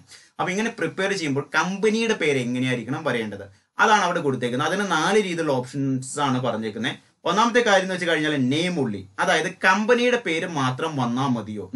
നോബിൾ ജോയി പ്രൈവറ്റ് ലിമിറ്റഡ് എന്നുള്ള കമ്പനിയുടെ പേര് മാത്രം വന്നാൽ മതിയോ എന്നാണ് ചോദിച്ചേക്കുന്നത്. ഇനി നെയിംസ് ഇൻ ഏരിയാസ് എന്ന് പറഞ്ഞൊരു ഓപ്ഷൻ കൊടുത്തിട്ടുണ്ട് ഇവിടെ. നെയിംസ് ഇൻ ഏരിയാസ് അതിന്റെ അർത്ഥം എന്തെന്ന് വെച്ച് കഴിഞ്ഞാൽ നമ്മുടെ കമ്പനികൾക്കൊക്കെയും ഓരോ വട്ടപ്പേര് കാണും, ഇരട്ടപ്പേര് കാണും. അതായത് ഇപ്പൊ നിങ്ങൾ കൂട്ടുകാർക്കൊക്കെ ഇരട്ടപ്പേര് ഇടാറില്ല. ഇപ്പൊ എന്താണ് അഭിലാഷ് എന്നാണ് ഒരു കൂട്ടുകാരന്റെ പേരെങ്കിൽ നിങ്ങൾ അവന് ഒരു വട്ടപ്പേരിടും, രമണനെന്നോ രമണിന്നോ എന്തെങ്കിലുമൊക്കെ ഒരു വട്ടപ്പേരിട്ട് കൊടുക്കും. എന്ന് പറഞ്ഞ പോലെ തന്നെ നമ്മുടെ ബിസിനസ് ഓർഗനൈസേഷനും എന്തെങ്കിലും തരത്തിലുള്ള സെക്കൻഡ് നെയിം ഉപയോഗിക്കുന്നുണ്ടെങ്കിൽ ആ സെക്കൻഡ് നെയിം ആണോ അവിടെ, സെക്കൻഡ് നെയിമും കമ്പനിയുടെ പേരും ആ സെക്കൻഡ് നെയിമും ആണോ അവിടെ വരേണ്ടതെന്നാണ് ചോദിച്ചേക്കുന്നത്. ഇപ്പൊ നോബിൾ ജോയ് എന്ന് പറഞ്ഞൊരു പ്രൈവറ്റ് ലിമിറ്റഡ് ആയിട്ടുള്ള കമ്പനി ഉണ്ടെന്ന് കരുതാം. ബാലൻസ് ഷീറ്റ് എന്ന് പറയുന്ന ഫിനാൻഷ്യൽ റിപ്പോർട്ടാണ് ജനറേറ്റ് ചെയ്യേണ്ടതെന്ന് കരുതാം, പ്രിപ്പയർ ചെയ്യേണ്ട ടാലി സോഫ്റ്റ്വെയറിന്റെ സഹായത്തോടു കൂടി. അങ്ങനെയാണെങ്കിൽ ഏറ്റവും ആദ്യം തന്നെ എന്തായിരിക്കും? നോബിൾ ജോയ്, ദെൻ നോബിൾ ജോയിയുടെ വട്ടപ്പേര്, ദെൻ തൊട്ടടിയിൽ വരുന്ന ഏത് ഫിനാൻഷ്യൽ ഇയറിലാണോ ഏത് ഫിനാൻഷ്യൽ ഇയറിലാണുള്ളത്, ഏത് ഫിനാൻഷ്യൽ റിപ്പോർട്ടാണ് വരേണ്ടത്, ആ ഒരു കാര്യമാണ് അവിടെ പറഞ്ഞേക്കുന്നത്. ഇനി ഏലിയാസ് ഓളി എന്ന് വെച്ച് കഴിഞ്ഞാൽ ആ സെക്കൻഡ് നെയിം, അതായത് കമ്പനിയുടെ വട്ടപ്പേര് മാത്രം വന്നാൽ മതി ആ ഫിനാൻഷ്യൽ റിപ്പോർട്ട് ജനറേറ്റ് ചെയ്യുന്ന സമയത്ത്. ഇപ്പൊ ബാലൻസ് ഷീറ്റ് ആണെങ്കിൽ കമ്പനിയുടെ സെക്കൻഡ് നെയിം എന്താണോ അല്ലെങ്കിൽ വട്ടപ്പേര് എന്താണോ ഇരട്ടപ്പേര് എന്താണോ അത്, ദെൻ തൊട്ടടിയിൽ കൊടുത്തേക്കുന്ന കാര്യം എന്താണ്, ഏത് ഫിനാൻഷ്യൽ ഇയറിലാണ്, ദെൻ ഏത് റിപ്പോർട്ടാണ്, ഇത്രയും കാര്യം കൊടുത്താൽ മതി. ഇനി ഏലിയാസ് വിത്ത് നെയിം അതും സെയിം രീതിയിൽ തന്നെയാണ് പറഞ്ഞേക്കുന്നത്. അതായത് ഏറ്റവും ആദ്യം പറയേണ്ടത് കമ്പനിയുടെ വട്ടപ്പേര്, ദെൻ തൊട്ടടിയിൽ കമ്പനിയുടെ പേര്, ദെൻ ഫിനാൻഷ്യൽ ഇയർ, ദെൻ എന്ത് ഫിനാൻഷ്യൽ റിപ്പോർട്ടാണോ അതിന്റെ അടിസ്ഥാനത്തിൽ അങ്ങനെ വരണം. ഇപ്പൊ നോബിൾ ജോയ് എന്ന് പറയുന്ന കമ്പനിയുടെ ബാലൻസ് ഷീറ്റ് എന്ന് പറഞ്ഞ ഫിനാൻഷ്യൽ റിപ്പോർട്ട് ആണെങ്കിൽ ആ ഏലിയസ് നെയിം എന്നുള്ളിടത്ത് എന്താ ചോദിക്കുന്നത്? ഏറ്റവും ആദ്യം ചോദിക്കേണ്ട കാര്യം എന്ന് വെച്ച് കഴിഞ്ഞാൽ എന്താണ് കമ്പനിയുടെ പേര്, എന്താണ് കമ്പനിയുടെ വട്ടപ്പേര്, അത് ഏറ്റവും മുകളിൽ വരും. ദെൻ തൊട്ട് താഴെ നോബിൾ ജോയ് എന്നുള്ള പേര് വരും. ദെൻ അതായത് കമ്പനിയുടെ പേര് വരും തൊട്ട് താഴെ. ദെൻ ഫിനാൻഷ്യൽ ഇയർ വരും. ദെൻ ഏത് ഫിനാൻഷ്യൽ റിപ്പോർട്ടാണ് വെച്ചാൽ ബാലൻസ് ഷീറ്റ് ആണ് balance sheet, trading and profit loss account, trading and profit loss account എന്ന് പറഞ്ഞു വരും. ഇങ്ങനെ താഴേക്ക് റിപ്പീറ്റ് ചെയ്ത് വരാൻ നിങ്ങളെ സഹായിക്കുന്ന ഒന്നാണ് ഏരിയസ് നെയിം എന്ന് പറയുന്നത്. ഇങ്ങനെ 4 രീതിയിലുള്ള ഓപ്ഷൻസ് ആണ് പ്രധാനമായിട്ടും നമ്മൾ ഒരു കമ്പനിയുടെ ഫിനാൻഷ്യൽ റിപ്പോർട്ട് ജനറേറ്റ് ചെയ്യുമ്പോൾ കമ്പനിയുടെ നെയിമും വിത്ത് സെക്കൻഡ് നെയിം വരാൻ വേണ്ടി ഉപയോഗിക്കുന്ന സ്റ്റൈൽ എന്ന് പറയുന്നത്. അപ്പൊ എന്തൊക്കെയാണ് നെയിം ഉള്ളി എന്ന് വെച്ച് കഴിഞ്ഞാൽ എന്താണ്? കമ്പനിയുടെ പേര് മാത്രം വന്നാൽ മതി. ഇനി നെയിംസ് ഏലിയാസോ കമ്പനിയുടെ ഏറ്റവും മുകളിൽ കമ്പനിയുടെ പേര്, തൊട്ട് താഴെ സെക്കൻഡ് നെയിം വരണം. ദെൻ ഏലിയാസ് ഉള്ളി എന്ന് വെച്ച് കഴിഞ്ഞാൽ കമ്പനിയുടെ വട്ടപ്പേര് അഥവാ സെക്കൻഡ് നെയിം മാത്രം വന്നാൽ മതി ഫിനാൻഷ്യൽ റിപ്പോർട്ടിൽ. പിന്നെ ഫിനാൻഷ്യൽ ഇയർ, പിന്നെ ഫിനാൻഷ്യൽ റിപ്പോർട്ട് എഴുതുന്ന. പിന്നെന്താ വരേണ്ടത്? തൊട്ട് മുകളിൽ വരേണ്ടത് ഏറ്റവും ആദ്യം സെക്കൻഡ് നെയിം അഥവാ ഏറ്റപ്പേര്, ദെൻ തൊട്ട് താഴെ എന്താണ് കമ്പനിയുടെ ഒറിജിനൽ പേര്, ദെൻ ഫിനാൻഷ്യൽ ഇയർ, ദെൻ ഏത് റിപ്പോർട്ടാണ് balance sheet and balance sheet report എന്ന് പറഞ്ഞ് ഹെഡിങ് കൊടുക്കണം. പിന്നെയാണ് തൊട്ട് താഴെ ആ ബാലൻസ് ഷീറ്റ് റിപ്പോർട്ടിലെ ഡേറ്റാസ് വരുന്നത്. ഇങ്ങനെ കൊടുക്കാൻ നിങ്ങളെ സഹായിക്കുന്ന ഒന്നാണ് default appearance of names in report എന്ന് പറയുന്ന കാര്യം. പിന്നെ തൊട്ട് താഴെ പറഞ്ഞേക്കുന്ന കാര്യമാണ് default appearance of stock items names in report. ഇതുപോലെ തന്നെ എന്താണ് സ്റ്റോക്ക് ഐറ്റം ക്രിയേറ്റ് ചെയ്യുമ്പോഴും ഏതൊക്കെ തരത്തിലാണ് പേര് വരേണ്ടത് അതാണ് തൊട്ട് താഴേക്ക് പറഞ്ഞേക്കുന്നത്. സ്റ്റോക്ക് ഐറ്റം എന്ന് വെച്ച് കഴിഞ്ഞാൽ ഇപ്പം നമ്മളൊരു സ്റ്റോക്ക് ഐറ്റം പർച്ചേസ് ചെയ്യുമ്പോൾ ആ സ്റ്റോക്ക് ഐറ്റത്തിന്റെ പേര് കാണും. ആ സ്റ്റോക്ക് ഐറ്റത്തിന് ഒരു പേര് കാണും. അതുപോലെ തന്നെ ആ സ്റ്റോക്ക് ഐറ്റം ഉപയോഗിക്കുന്നതിന്റെ പർപ്പസ് കാണും. അതുപോലെ തന്നെ അതിനൊരു കമ്പനിയുടെ പേര് കാണും. ദെൻ അതുകൂടാതെ തന്നെ എന്താണ് അതിന് ഒരു മെഷർമെന്റ് ചെയ്യുന്ന ഒരു ക്വാണ്ടിറ്റിയും കാണും. പിന്നെ അതിന്റെ ഒരു യൂണിറ്റിന്റെ പ്രൈസും കാണും. പിന്നെ ടോട്ടൽ റേറ്റും കാണും. ഇതാണ് സ്റ്റോക്ക് ഐറ്റത്തിന്റെ ഒരു പ്രത്യേകത എന്ന് പറയുന്നത്. ഇപ്പോൾ ഉദാഹരണം വെച്ച് കഴിഞ്ഞാൽ നിങ്ങൾ കടയിൽ പോയിട്ട് ഒരു മൊബൈൽ ഫോൺ വാങ്ങുമെന്ന് കരുതാം. മൊബൈൽ ഫോൺ എന്ന് പറയുന്നത് കോളിംഗ് പർപ്പസിന് വേണ്ടി ഉപയോഗിക്കുന്ന ഒന്നാണ് അല്ലെ. അപ്പോൾ അത് മൊബൈൽ ഐറ്റം ആണ്. ഇപ്പം നിങ്ങൾ വാങ്ങുന്ന ഫോണിന്റെ പേര് F11 Pro എന്നുള്ളതാണ് എങ്കിൽ അതാണ് മോഡൽ നമ്പർ. സ്റ്റോക്ക് ഐറ്റത്തിന്റെ പേര് എന്തായിരിക്കും? F11 Pro എന്നായിരിക്കും. തൊട്ട് അപ്പുറത്ത് അതിന്റെ മറ്റൊരു കാര്യം എന്ന് വെച്ചാൽ അതിന്റെ കമ്പനിയുടെ പേര് എന്ന് പറയുന്നത് സാംസങ് എന്നായിരിക്കും. അത് എന്ത് പർപ്പസിന് വേണ്ടിയുള്ളതാണ്?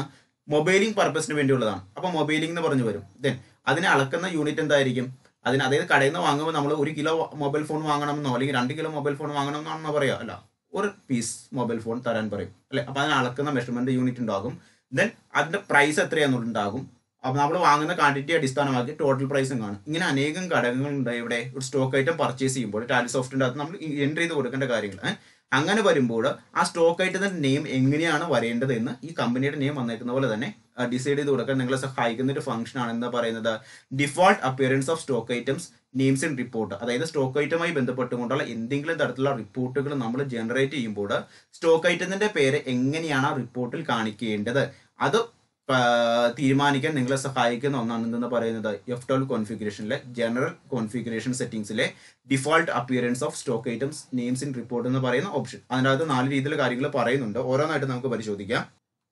അത് നമ്മൾ സെലക്ട് ചെയ്യുമ്പോഴും നമ്മളോട് സ്റ്റോക്ക് ഐറ്റവുമായി ബന്ധപ്പെട്ടുകൊണ്ടുള്ള ഒത്തിരി കാര്യങ്ങൾ ചോദിക്കുന്നുണ്ട്. അപ്പോൾ ഇതെന്തിനാ ഉപയോഗിക്കുന്നത്? ഒരു സ്റ്റോക്ക് ഐറ്റവുമായി ബന്ധപ്പെട്ടുകൊണ്ടുള്ള റിപ്പോർട്ട് നമ്മൾ ജനറേറ്റ് ചെയ്യുമ്പോഴോ ടാലി സോഫ്റ്റിന്റെ സഹായത്തോടുകൂടി പ്രിപ്പയർ ചെയ്യുമ്പോഴോ ആ സ്റ്റോക്ക് രജിസ്റ്ററിന്റെ അകത്ത് അല്ലെങ്കിൽ സ്റ്റോക്ക് സമ്മറി റിപ്പോർട്ടിന്റെ അകത്ത് സ്റ്റോക്ക് ഐറ്റവുമായി ബന്ധപ്പെട്ടുകൊണ്ടുള്ള സ്റ്റോക്ക് ഐറ്റത്തിന്റെ പേര് എങ്ങനെയാണ് വരേണ്ടത് അതാണ് ഇവിടെ ചോദിച്ചിരിക്കുന്നത്. സ്റ്റോക്ക് ഐറ്റത്തിന്റെ പേര് മാത്രം വന്നാൽ മതിയോ അതോ സ്റ്റോക്ക് ഐറ്റം അതുമായി നെയിംസ് ഉള്ളി എന്ന് വെച്ച് കഴിഞ്ഞാൽ സ്റ്റോക്ക് ഐറ്റം മാത്രം വന്നാൽ മതിയോ? അല്ലെങ്കിൽ നെയിംസ് വിത്ത് ഡിസ്ക്രിപ്ഷൻ എന്ന് വെച്ച് കഴിഞ്ഞാൽ സ്റ്റോക്ക് ഐറ്റം അതിന്റെ ആ സ്റ്റോക്ക് ഐറ്റം എന്തിനു വേണ്ടിയാണ് ഉപയോഗിക്കുന്നത്, അത് ഏത് കമ്പനിയുടേതാണ്, എന്നാണ് അത് മാനുഫാക്ചർ ചെയ്ത്, എന്നാണ് അത് എക്സ്പയറി ആകുന്നത്, അതിന്റെ ഉപയോഗ രീതി എങ്ങനെയാണ്, അത് മുതലായിട്ടുള്ള ഡിസ്ക്രിപ്ഷൻസ് കൊടുക്കണോ, അതോ സ്റ്റോക്ക് ഐറ്റമോ അതുമായി ബന്ധപ്പെട്ടുള്ള സ്റ്റോക്ക് ഐറ്റത്തിന്റെ വട്ടപ്പേരോ അല്ലെങ്കിൽ സെക്കൻഡ് നെയിമോ മെഷർമെന്റ് ചെയ്യുന്ന രീതിയിലാണ് സ്റ്റോക്ക് രജിസ്റ്ററിൽ കാണിക്കേണ്ടത്.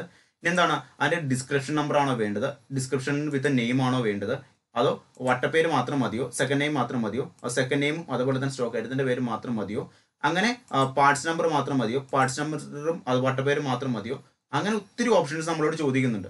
അത് നമുക്ക് നമ്മുടെ ബിസിനസ് ഓർഗനൈസേഷന്റെ സ്വഭാവം അനുസരിച്ചുകൊണ്ട് നമ്മൾ സ്റ്റോക്ക് ഐറ്റം രജിസ്റ്റർ നമ്മൾ പ്രിപ്പയർ ചെയ്യുമ്പോൾ അല്ലെങ്കിൽ സ്റ്റോക്ക് റിപ്പോർട്ടുകൾ നമ്മൾ പ്രിപ്പയർ ചെയ്യുമ്പോൾ നമുക്ക് നമ്മുടെ ഇഷ്ടത്തിന് നമുക്ക് എന്ത് ചെയ്യാൻ പറ്റും, ആ സ്റ്റോക്ക് ഐറ്റമായി ബന്ധപ്പെട്ടുകൊണ്ടുള്ള ഓരോ കാര്യം നമുക്ക് ഉപയോഗിക്കാൻ പറ്റും.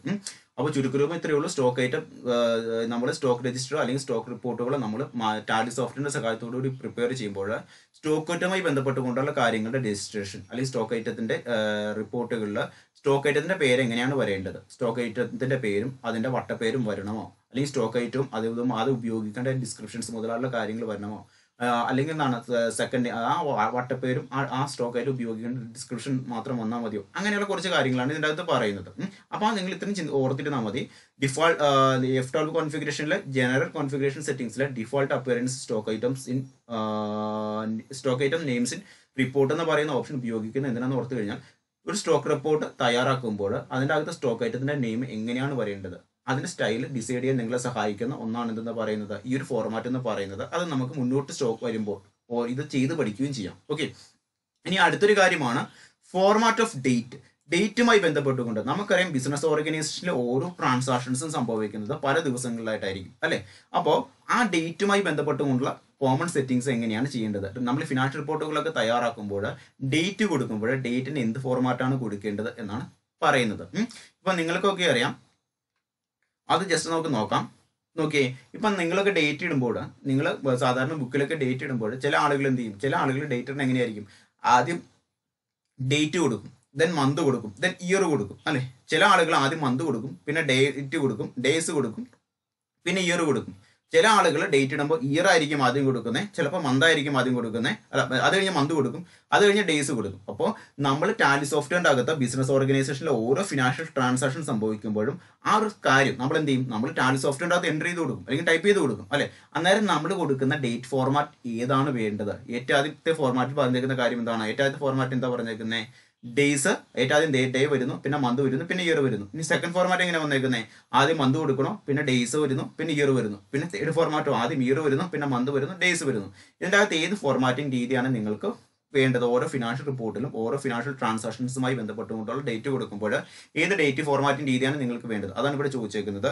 പിന്നെ പറഞ്ഞേക്കുന്ന ഒരു തൊട്ടടിയിലേക്ക് പറഞ്ഞേക്കുന്ന ഒരു കാര്യമാണ് separated between day, month and year. ഇപ്പം നിങ്ങൾ ബുക്കിലൊക്കെ ഡേറ്റ് ഇടുമ്പോൾ നമ്മൾ എന്ത് ചെയ്യും, നമ്മൾ എങ്ങനെയാണ് കൊടുക്കുന്നത്, ചിലപ്പോൾ നമ്മൾ ഇപ്പം ഇന്നത്തെ ഡേറ്റ് എന്ന് പറയുന്നത് 28/6/2021. നമ്മൾ ഡേറ്റ് കൊടുക്കുന്നത് എങ്ങനെയായിരിക്കും, കമ്പ്യൂട്ടർ നോക്കി, ഈ കമ്പ്യൂട്ടറിന് ഇവിടെ കിടത്തേക്കുന്നത് എങ്ങനെയാണ്, 27 -06 -2021. അതായത് ഡേറ്റും മന്തും ഇയറും സെപ്പറേറ്റ് ചെയ്തേക്കുന്നത് എങ്ങനെയാണ്, നമ്മൾ നടുക്കേക്കടെ ഒരു മൈനസ് ചിഹ്നം കൊടുത്താണ് നമ്മൾ സെപ്പറേറ്റ് ചെയ്തേക്കുന്നത്. അത് എന്ത് ഫോർമാറ്റാണ് അവിടെ വേണ്ടത്, അവിടെ കോമയാണോ വേണ്ടത്, അതോ കുത്താണോ വേണ്ടത്, അതോ നമ്മൾ ഡിവൈഡ് ചിഹ്നം ഉപയോഗിക്കാറില്ലേ, ആ ഒരു ഡിവൈഡിങ് ചിഹ്നമാണോ വേണ്ടത്, അല്ലെങ്കിൽ സ്പേസ് ആണോ വേണ്ടത്. അപ്പോൾ ഫിനാൻഷ്യൽ റിപ്പോർട്ടുകളിലൊക്കെ ഡേറ്റ് ഇടുമ്പോൾ ആ ഡേറ്റിലെ ഡേയും മന്തും ഇയറും തമ്മിൽ എങ്ങനെയാണ് ഒരു സെപ്പറേഷൻ കൊടുക്കേണ്ടത് അത് തീരുമാനിക്കാൻ നിങ്ങളെ സഹായിക്കുന്ന ഒന്നാണ് separation between day, month, year എന്ന് പറയുന്ന ഫോർമാറ്റ്. ഇപ്പൊ നിങ്ങൾ ഏത് ബുക്കിലാണെങ്കിലും ഡേറ്റ് ഇടുമ്പോൾ നിങ്ങൾ എന്ത് കൊടുക്കും, ഇന്നത്തെ ഡേറ്റ് ഇടുവാണെങ്കിൽ 22, പിന്നെ ഒരു വരയും കൂടി വരയ്ക്കും, ഡേയ്സ് കഴിഞ്ഞു, പിന്നെ എന്താണ് മന്തിന് വേണ്ടിയാണ് മന്തിന്റെ കൊടുത്തിട്ട് 06, പിന്നെ ഒരു വര വരയ്ക്കും, പിന്നെ എന്താണ് ഒരു 2021 എന്ന് പറഞ്ഞു കൊടുക്കും അല്ലെ. അപ്പോൾ ഈ ഡേയ്സും മന്തും ഇയറും എങ്ങനെയാണ് സെപ്പറേറ്റ് ചെയ്യേണ്ടത് എന്ന് തീരുമാനിക്കാൻ വേണ്ടി നമ്മളെ സഹായിക്കുന്ന ഒന്നാണ് separated between day, month, year എന്ന് പറയുന്ന ഫോർമാറ്റ്. അതായത് നിങ്ങൾ ഫിനാൻഷ്യൽ റിപ്പോർട്ടുകൾ തയ്യാറാക്കുമ്പോൾ ഫിനാൻഷ്യൽ ട്രാൻസാക്ഷൻസ് സംഭവിക്കുന്നത് പല ദിവസങ്ങളിലായിരിക്കും. അപ്പോൾ ആ പല ദിവസങ്ങളിൽ നമ്മൾ ഡേറ്റ് ഇട്ട് കൊടുക്കുമ്പോൾ ആ ഡേറ്റിന്റെ അകത്തെ ഡേയും മന്തും ഇയറും സെപ്പറേറ്റ് ചെയ്യേണ്ടത് എന്ത് ഉപയോഗിച്ചാണ്, കുത്ത് ഉപയോഗിച്ചാണോ, കോമ ഉപയോഗിച്ചാണോ, മൈനസ് ചിഹ്നം ഉപയോഗിച്ചാണോ, അതോ ഡിവൈഡിങ് ചിഹ്നം ഉപയോഗിച്ചാണോ എന്ന് നിങ്ങളെ സഹായിക്കുന്ന, അതിനുവേണ്ടി അത് തീരുമാനിക്കാൻ നിങ്ങളെ സഹായിക്കുന്ന ഒന്നാണ് ഇതെന്ന് പറയുന്നത് separated between day, month, year എന്ന് പറയുന്ന ഫംഗ്ഷൻ. ഓക്കെ, അപ്പൊ നമ്മൾ രണ്ട് കാര്യങ്ങളാണ് പഠിച്ചിരിക്കുന്നത്, ഫോർമാറ്റ് ഓഫ് ഡേറ്റ്സ് അല്ലെ. അപ്പോൾ ഷോർട്ട് ഡേറ്റും ഉണ്ട്, separated between day, month, year, അത് രണ്ട് കാര്യങ്ങളാണ് നമ്മൾ പഠിച്ചത്. ഇതിന്റെ പ്രത്യേകത എന്ന് വെച്ച് കഴിഞ്ഞാൽ നമ്മുടെ ഗൾഫ് രാജ്യങ്ങളിലെ ബിസിനസ് ഓർഗനൈസേഷനിലൊക്കെയാണ് നമ്മൾ ടാലി ഉപയോഗിക്കുന്നതെങ്കിൽ അവിടുത്തെ ഡേറ്റ് ഫോർമാറ്റ് എന്ന് പറയുന്നത് മന്ത് ആദ്യം വരും, പിന്നെ ഡേ വരും, പിന്നെ ഇയർ വരും. എന്നാൽ നമ്മൾ ഇന്ത്യ പോലുള്ള രാജ്യങ്ങളിലാണ് നമ്മളൊരു ഫിനാൻഷ്യൽ റിപ്പോർട്ട് തയ്യാറാക്കുന്നതെങ്കിൽ ഫിനാൻഷ്യൽ ട്രാൻസാക്ഷൻ സംഭവിക്കുന്ന ഡേറ്റ് അതിന്റെ ഫോർമാറ്റ് എന്ന് പറയുന്നത് ഏറ്റവും ആദ്യം ഡേ, പിന്നെ മന്ത്, ഇയർ അങ്ങനെയായിരിക്കും കൊടുക്കുക. പിന്നെ നമ്മൾ പഠിച്ചു ഒരു ഡേറ്റ് ഇടുമ്പോൾ അതിന്റെ അകത്ത് ഡേ, മന്ത്, ഇയർ എന്നിവ സെപ്പറേറ്റ് ചെയ്യാൻ ഉപയോഗിക്കുന്നത് എന്താണ്, സെമിക്കോളനാണോ, കുത്താണോ, കോമയാണോ, ഡിവൈഡർ ചിഹ്നമാണോ, അതാണ് രണ്ട് നമ്മൾ പഠിച്ചേക്കുന്നത്. ഇനി മറ്റൊരു കാര്യമാണ് ഫോർമാറ്റ് ഓഫ് നമ്പർ എന്ന് പറയുന്ന ഒരു ഓപ്ഷൻ. തൊട്ട് താഴെ കിടക്കുന്ന ഒരു ഓപ്ഷനാണ് എന്താ പറഞ്ഞേക്കുന്നത്, character use format of numbers. അതായത് നമ്മൾ ടാലി സോഫ്റ്റ്വെയറിന്റെ അകത്ത് നമ്മൾ ഫിനാൻഷ്യൽ ഫിഗർ ഒക്കെ കൊടുക്കുമ്പോൾ നമ്മൾ നമ്പറിന് കൊടുക്കേണ്ട സ്റ്റൈലുകൾ എന്തൊക്കെയെന്നാണ് ഇതിൻ്റെ അകത്ത് പ്രധാനമായിട്ടും പറഞ്ഞേക്കുന്നത്. നമുക്ക് ഓരോന്നായിട്ട് ജസ്റ്റ് എടുത്ത് നോക്കാം. ഒന്നാമത്തെ കാര്യം എന്താ പറഞ്ഞേക്കുന്നത്, ഫോർമാറ്റ് ഓഫ് നമ്പറിന്റെ അകത്ത് character to use for decimals. അതായത് നമ്മൾ ഈ ഡെസിമൽ പോയിന്റ്സോട് കൂടിയ സംഖ്യകൾ എഴുതുമ്പോൾ നമ്പേഴ്സും അതുപോലെ തന്നെ ഡെസിമലിന് ശേഷമുള്ള നമ്പേഴ്സും എങ്ങനെയാണ് സെപ്പറേറ്റ് ചെയ്യേണ്ടത്. ഇപ്പൊ 100.00 അങ്ങനെയല്ലേ നമ്മൾ കൊടുക്കുന്നത്. ആ ഒരു ഫോർമാറ്റിന്റെ ഈ ഡിസൈഡ് ചെയ്യാൻ വേണ്ടി നിങ്ങൾ സഹായിക്കുന്ന ഒന്നാണ് character to use for decimals എന്ന് പറയുന്ന ഓപ്ഷൻ പറയുന്നത്. അപ്പൊ നമ്മൾ 0.5 0.25 അങ്ങനെയല്ല പറയുന്നത്, ഒരു കുത്തിട്ടിട്ട് നമ്മൾ 0.25 അങ്ങനെയാണ് നമ്മൾ പറയുന്നത് അല്ലെ. അപ്പോൾ നമ്മൾ ഏതെങ്കിലും ഫിനാൻഷ്യൽ ഡാറ്റാസ് ടൈപ്പ് ചെയ്യുമ്പോൾ ഫിനാൻഷ്യൽ ഡാറ്റാസിന്റെ അകത്ത് നമ്മൾ ഡെസിമൽ പോയിന്റോട് കൂടിയ നമ്പേഴ്സ് ഉപയോഗിക്കുമ്പോൾ അതിന്റെ അകത്ത് നമ്മൾ ഡെസിമൽ പോയിന്റോട് കൂടിയ സംഖ്യ എങ്ങനെയാണ് സെപ്പറേറ്റ് ചെയ്ത് കാണിക്കുന്നത് അതിനുവേണ്ടി ഉപയോഗിക്കുന്ന ചിഹ്നം എന്ത്, അത് സാധാരണ നമ്മൾ പോയിന്റ് ആണ് ഉപയോഗിക്കുന്നത്, കുത്ത്. ഇപ്പൊ 100 രൂപ 50 പൈസ എന്ന് എഴുതുമ്പോൾ നമ്മൾ എഴുതുന്നത് 100 കുത്ത് ഒരു കുത്ത് 50 പൈസ അല്ലെങ്കിൽ പോയിന്റ് 50 പൈസ അങ്ങനെയല്ലേ കൊടുക്കുന്നത് അതിനു വേണ്ടി. ഇനി എന്താ പറഞ്ഞേക്കുന്നത്, separated to use for thousands. അതായത് നമ്മൾ തൗസൻഡ്സ് ഒക്കെ ഉപയോഗിക്കില്ല. അതായത് നമ്മൾ 10,000 രൂപ എന്ന് എഴുതുമ്പോൾ എങ്ങനെയായിരിക്കും, 10,000ത്തിന് എത്രയുണ്ട്, 10,000 10,3 അങ്ങനെയല്ലേ നമ്മൾ കൊടുക്കുന്നത്. അപ്പോൾ ഈ തൗസൻഡ്സ് അങ്ങനെ നമ്മൾ ഫിനാൻഷ്യൽ ട്രാൻസാക്ഷൻസ് ഒക്കെ സംഭവിക്കുമ്പോൾ നമ്മൾ തൗസൻഡ്സ് ഫിഗേഴ്സ് എഴുതുമ്പോൾ 1000 രൂപ 2000 രൂപ 10,000 രൂപ 1,00,000 രൂപ എന്നൊക്കെ നമ്മൾ കൊടുക്കുമ്പോൾ നമ്മൾ എന്ത് ചെയ്യും, നമ്മൾ ആ ഒരു പൂജ്യത്തെ സെപ്പറേറ്റ് ചെയ്ത് നമ്മൾ ഇടാറുണ്ട്. അതായത് പൂജ്യത്തിന്റെ അടിസ്ഥാനത്തിൽ നമ്മൾ എന്ത് ചെയ്യും, നമ്മൾ സെപ്പറേറ്റ് ചെയ്ത് കൊടുക്കാറുണ്ട് അല്ലെ. അപ്പൊ അതിന് വേണ്ടിയാ ഇപ്പൊ 10,000 എന്നാണ് എഴുതണമെങ്കിൽ 10,3 അങ്ങനെയാണ് നമ്മൾ കൊടുക്കുന്നത്. ആ ഒരു 1000 സെപ്പറേറ്റർ എന്ത് ക്യാരക്ടേഴ്സ് എന്ത് സിമ്പിൾ ഉപയോഗിച്ചാൽ നമ്മൾക്ക് കാണിക്കേണ്ടതെന്ന് അറിയാൻ വേണ്ടി നമ്മൾ സഹായിക്കുന്ന ഒന്നാണ്. എന്തുകൊണ്ട് അർത്ഥമാക്കുന്നത്, separator of use for thousands എന്ന് പറയുന്ന ഫംഗ്ഷൻ ഉപയോഗിക്കുന്നത്. ഇപ്പൊ നമ്മൾ ഫിനാൻഷ്യൽ റിപ്പോർട്ടിലൊക്കെ നമ്മൾ 1000 എന്ന് എഴുതും, അല്ലെങ്കിൽ 10,000 എന്ന് എഴുതും. 10,000 എഴുതുമ്പോൾ നമ്മൾ 10,000 അല്ലെങ്കിൽ 10,000 എഴുതുമ്പോൾ നമ്മൾ എത്രയായിരിക്കും, 10,3 ആയിരിക്കും കൊടുക്കുന്നത്. അപ്പൊ അങ്ങനെ 1000 സെപ്പറേറ്ററിന് വേണ്ടി നമ്മൾ കോമയാണ് ഉപയോഗിക്കുന്നത്, അതോ പോയിന്റ് ആണോ നമ്മൾ ഉപയോഗിക്കുന്നത്, അതോ വേറെ ഏതെങ്കിലും ക്യാരക്ടർ ആണോ ഉപയോഗിക്കുന്നത്, ആ ഒരു ചിഹ്നം സെലക്ട് ചെയ്ത് കൊടുക്കാൻ നമ്മളെ സഹായിക്കുന്ന ഒന്നാണ് അത്, ആ ഒരു ഫംഗ്ഷൻ എന്ന് പറയുന്നത്. അപ്പൊ ഏത് ഫിനാൻഷ്യൽ റിപ്പോർട്ടിലും അത് നമുക്ക് ഉപയോഗിക്കാൻ പറ്റും. പിന്നെന്താ പറഞ്ഞേക്കുന്നത്, മൂന്നാമത്തെ കാര്യം എന്ന് പറഞ്ഞേക്കുന്നത് add sign before currencies or unit symbol എന്ന് വെച്ച് കഴിഞ്ഞാൽ, ഓക്കെ, ഇനി അതിന്റെ അർത്ഥം എന്തെന്ന് വെച്ച് കഴിഞ്ഞാൽ, ഇപ്പൊ നമ്മളൊക്കെ ബുക്കിലൊക്കെ എഴുതുമ്പോൾ 10,000 രൂപ എന്ന് പറഞ്ഞ് എഴുതില്ലേ, 10,000 റുപ്പീസ്, അതായത് നമ്മൾ 10,000 റുപ്പീസ് എന്ന് പറഞ്ഞ് എഴുതും. ഇപ്പൊ നിങ്ങൾ ബില്ലൊക്കെ കാണുമ്പോൾ നിങ്ങൾക്ക് കാണാൻ പറ്റും, ബില്ലിന്റെ ഉള്ളിലൊക്കെയും നിങ്ങൾക്ക് റുപ്പീസിന്റെ ചിഹ്നം കൊടുത്തിട്ടുണ്ട്. ഒരു ഹിന്ദി അക്ഷരം രായ എഴുതിയിട്ട് ഒരു വെട്ട്, ദെൻ 10,000 റുപ്പീസ് എന്ന് പറഞ്ഞു കൊടുക്കും, അല്ലെങ്കിൽ RS 10,000 എന്ന് പറഞ്ഞു കൊടുക്കും അല്ലെ. അപ്പോൾ നമ്മൾ അങ്ങനെ ഫിനാൻഷ്യൽ റിപ്പോർട്ടുകളൊക്കെ തയ്യാറാക്കുമ്പോഴോ, അല്ലെങ്കിൽ ബില്ലുകളൊക്കെ നമ്മൾ പ്രിന്റ് ഔട്ട് എടുക്കുമ്പോഴോ, അല്ലെങ്കിൽ നമ്മൾ അതിന്റെ അകത്തൊക്കെ ഉപയോഗിക്കുന്ന ഫിനാൻഷ്യൽ ഡേറ്റയുടെ അകത്ത് ഉപയോഗിക്കുന്ന ഫിനാൻഷ്യൽ എമൗണ്ടുകൾക്ക് ആ രാജ്യത്തെ റുപ്പീസിന്റെ ചിഹ്നം ആഡ് ചെയ്ത് വരണോ എന്നാണ് ചോദിച്ചേക്കുന്നത്. ഇപ്പൊ ഇന്ത്യ ആണെങ്കിൽ ഇന്ത്യയിൽ ഉപയോഗിക്കുന്നത് ഏത് ചിഹ്നമായിരിക്കും, ഇന്ത്യയിലെ എന്ത് കാര്യം നമ്മൾ വാങ്ങും വിൽക്കുകയും ചെയ്യുമ്പോൾ നമ്മൾ ഉപയോഗിക്കുന്ന റുപ്പീസ് ആണ് അല്ലെ. അപ്പൊ റുപ്പീസിന്റെ ചിഹ്നം എങ്ങനെയായിരിക്കും, ഒരു രായ എഴുതിയിട്ട്, ഹിന്ദിയിൽ ഒരു രായ എഴുതിയിട്ട് അതിന്റെ മുകളിൽ ഒരു വെട്ട്, താഴെ നടുക്കൊരു വെട്ട് അല്ലെ, അതാണ് നമ്മുടെ റുപ്പീസിന്റെ ചിഹ്നം. അപ്പോൾ ആ ഒരു റുപ്പീസിന്റെ ചിഹ്നം ആ ഒരു ഫിനാൻഷ്യൽ എമൗണ്ടിന്റെ ഒപ്പം ആഡ് ചെയ്ത് വന്നോ എന്ന് കാണിക്കാൻ വേണ്ടിയാണ് നമ്മളെ സഹായിക്കുന്ന ഒന്നാണ് എന്ന് പറയുന്നത് ഈ ഒരു ഫംഗ്ഷൻ എന്ന് പറയുന്നത് add sign before currency or unit symbol. ഇതിവിടെ ഏസാക്കി കൊടുത്തു കഴിഞ്ഞാൽ നമുക്ക് എന്ത് ചെയ്യാൻ പറ്റും, നമുക്ക് നമ്മുടെ ഫിനാൻഷ്യൽ റിപ്പോർട്ടുകളിലൊക്കെയും ഇപ്പോൾ കാർ പർച്ചേസ് ചെയ്തു 10,000 റുപ്പീസ് 10,000 എന്ന് പറഞ്ഞ് എഴുതി കാണിക്കും. അപ്പൊ അങ്ങനെ ബാലൻസ് ഷീറ്റിലൊക്കെ ഓരോ നമ്പറുകൾ ഓരോ ഫിഗേഴ്സ് എങ്ങനെയായിരിക്കും എഴുതി കാണിക്കുന്നത്, 10,000 റുപ്പീസ്, 5,000 റുപ്പീസ്, സാലറി 10,000 റുപ്പീസ് കൊടുത്തു. അപ്പോൾ എന്താണ് റുപ്പീസ് 10,000 എന്ന് പറഞ്ഞാൽ ചിഹ്നം, പിന്നെ 10,000 എമൗണ്ട് ആയിരിക്കും വന്നെ. അങ്ങനെ വന്നോ എന്ന് കാണിക്കാൻ വേണ്ടി നമ്മൾ എന്ത് ഉപയോഗിക്കുന്ന ഫംഗ്ഷന്റെ പേര് എന്താണ്, add sign before currency or unit symbol എന്ന് പറയുന്ന ഫംഗ്ഷൻ അതിനുവേണ്ടി ഉപയോഗിക്കുന്നു. ഓക്കെ, അപ്പൊ നിങ്ങൾക്കത് മനസ്സിലായെന്ന് കരുതുന്നു. അതായത് നമ്മൾ നിങ്ങൾ കടയിൽ നിന്ന് എന്ത് സാധനം വാങ്ങുമ്പോഴും നിങ്ങൾ നോക്കിയാൽ മതി, ആ കടയിൽ നിന്ന് കിട്ടുന്ന ബില്ലിന്റെ ഉള്ളിൽ എന്ത് കാണും, ഒരു റുപ്പീസിന്റെ, നമ്മുടെ രാജ്യത്തെ കറൻസിയുടെ സിമ്പിളായ റുപ്പീസിന്റെ ചിഹ്നം കാണും. റുപ്പീസ്, ദെൻ അതത് കഴിഞ്ഞിട്ടായിരിക്കും എമൗണ്ട് കൊടുത്തേക്കുന്നത്, ഇത്ര രൂപ ആയിരിക്കും എന്ന് പറഞ്ഞ് കൊടുത്തേക്കുന്നത്. ഓക്കെ, റുപ്പീസിന്റെ ചിഹ്നം, ദെൻ 10 രൂപ അല്ലെങ്കിൽ 200 രൂപ അല്ലെങ്കിൽ 200 രൂപ എന്ന് പറഞ്ഞ് അതുപോലെ തന്നെ നമ്മുടെ ഫിനാൻഷ്യൽ റിപ്പോർട്ടിൽ എമൗണ്ടുകളൊക്കെ ടൈപ്പ് ചെയ്യുമ്പോൾ ആ റുപ്പീസിന്റെ ചിഹ്നം ആഡ് ചെയ്ത് വന്നോ, നമ്മുടെ രാജ്യത്തെ കറൻസിയുടെ ചിഹ്നം ആഡ് ചെയ്ത് വന്നോ എന്ന് കാണിക്കാൻ എന്ന് ചോദിക്കുന്ന ഒരു ഫംഗ്ഷനാണിത്. ദേശാക്കി കഴിഞ്ഞാൽ അത് ഓട്ടോമാറ്റിക്കലി വന്നോളും. പിന്നെ മറ്റൊരു കാര്യമാണ് ഷോ എമൗണ്ട് ഇൻ മില്യൺസ് എന്ന് വെച്ച് കഴിഞ്ഞാൽ, അതായത് ഷോ എമൗണ്ട് ഇൻ മില്യൺസ് എന്ന് വെച്ച് കഴിഞ്ഞാൽ നമ്മൾ ഫിനാൻഷ്യൽ റിപ്പോർട്ടുകളൊക്കെ എഴുതി തയ്യാറാക്കുമ്പോൾ നമ്മൾ വലിയ വലിയ കമ്പനികളുടെയൊക്കെ ഫിനാൻഷ്യൽ റിപ്പോർട്ടുകൾ എഴുതി കാണിക്കണമെങ്കിൽ ഇപ്പൊ നമ്മൾ എന്ത് ചെയ്യും, നമ്മൾ 10 ലക്ഷം ആണെങ്കിൽ 1 മില്യൺ, 50 ലക്ഷം ആണെങ്കിൽ 5 മില്യൺ എന്നുള്ള എമൗണ്ടിലായിരിക്കും ഷോർട്ടായിട്ട് കാണിക്കുന്നത്. കാരണം എന്തെന്ന് വെച്ച് കഴിഞ്ഞാൽ വലിയ വലിയ കമ്പനികളിലൊക്കെ എന്താണ് എത്ര ഫിനാൻഷ്യൽ റിപ്പോർട്ടുകളിൽ നടന്നേക്കുന്ന ട്രാൻസാക്ഷൻസ് അത് 10 ലക്ഷം എന്ന് എഴുതിക്കുന്നതിന് പകരം എന്ത് ചെയ്യും, 1 മില്യൺ കൊടുത്താൽ മതി അവർക്ക്. അപ്പൊ അങ്ങനെ റിപ്പോർട്ടുകൾ പ്രിപ്പയർ ചെയ്യണം. മില്യൺസിലൊക്കെ ഫിനാൻഷ്യൽ ട്രാൻസാക്ഷൻസ് സംഭവിച്ചു കഴിഞ്ഞാൽ ആ മില്യൺസിൽ തന്നെ ഷോ ഓഫ് ചെയ്യണമോ നമ്മുടെ ഫിനാൻഷ്യൽ റിപ്പോർട്ടുകളിൽ, അതാണ് നമ്മളോട് ചോദിച്ചിരിക്കുന്നത്. ഇവിടെ എസാക്കി ഇട്ട് കഴിഞ്ഞാൽ അതേ സെയിം രീതിയിൽ തന്നെ വരും. ഇപ്പൊ 10 ലക്ഷം എന്ന് എഴുതുന്ന സ്ഥാനത്ത് എന്ത് ചെയ്യും, അവിടെ 1 മില്യൺ എന്ന് പറഞ്ഞ് എഴുതി കാണിക്കും. ഇപ്പൊ നിങ്ങൾ എന്താണ് ഫേസ്ബുക്കിലൊക്കെ നിങ്ങൾ ഓരോ യൂട്യൂബിലൊക്കെ ഓരോ വീഡിയോസ് കാണുന്ന ആളുകളല്ലേ, അപ്പൊ അവിടെ എന്താണ് 1K, അതുപോലെ തന്നെ എന്താണ് 1 മില്യൺ എന്നൊക്കെ പറഞ്ഞ് വരാറില്ലേ ലൈക്സ്, അങ്ങനത്തെ സെയിം മെത്തേഡ് തന്നെ.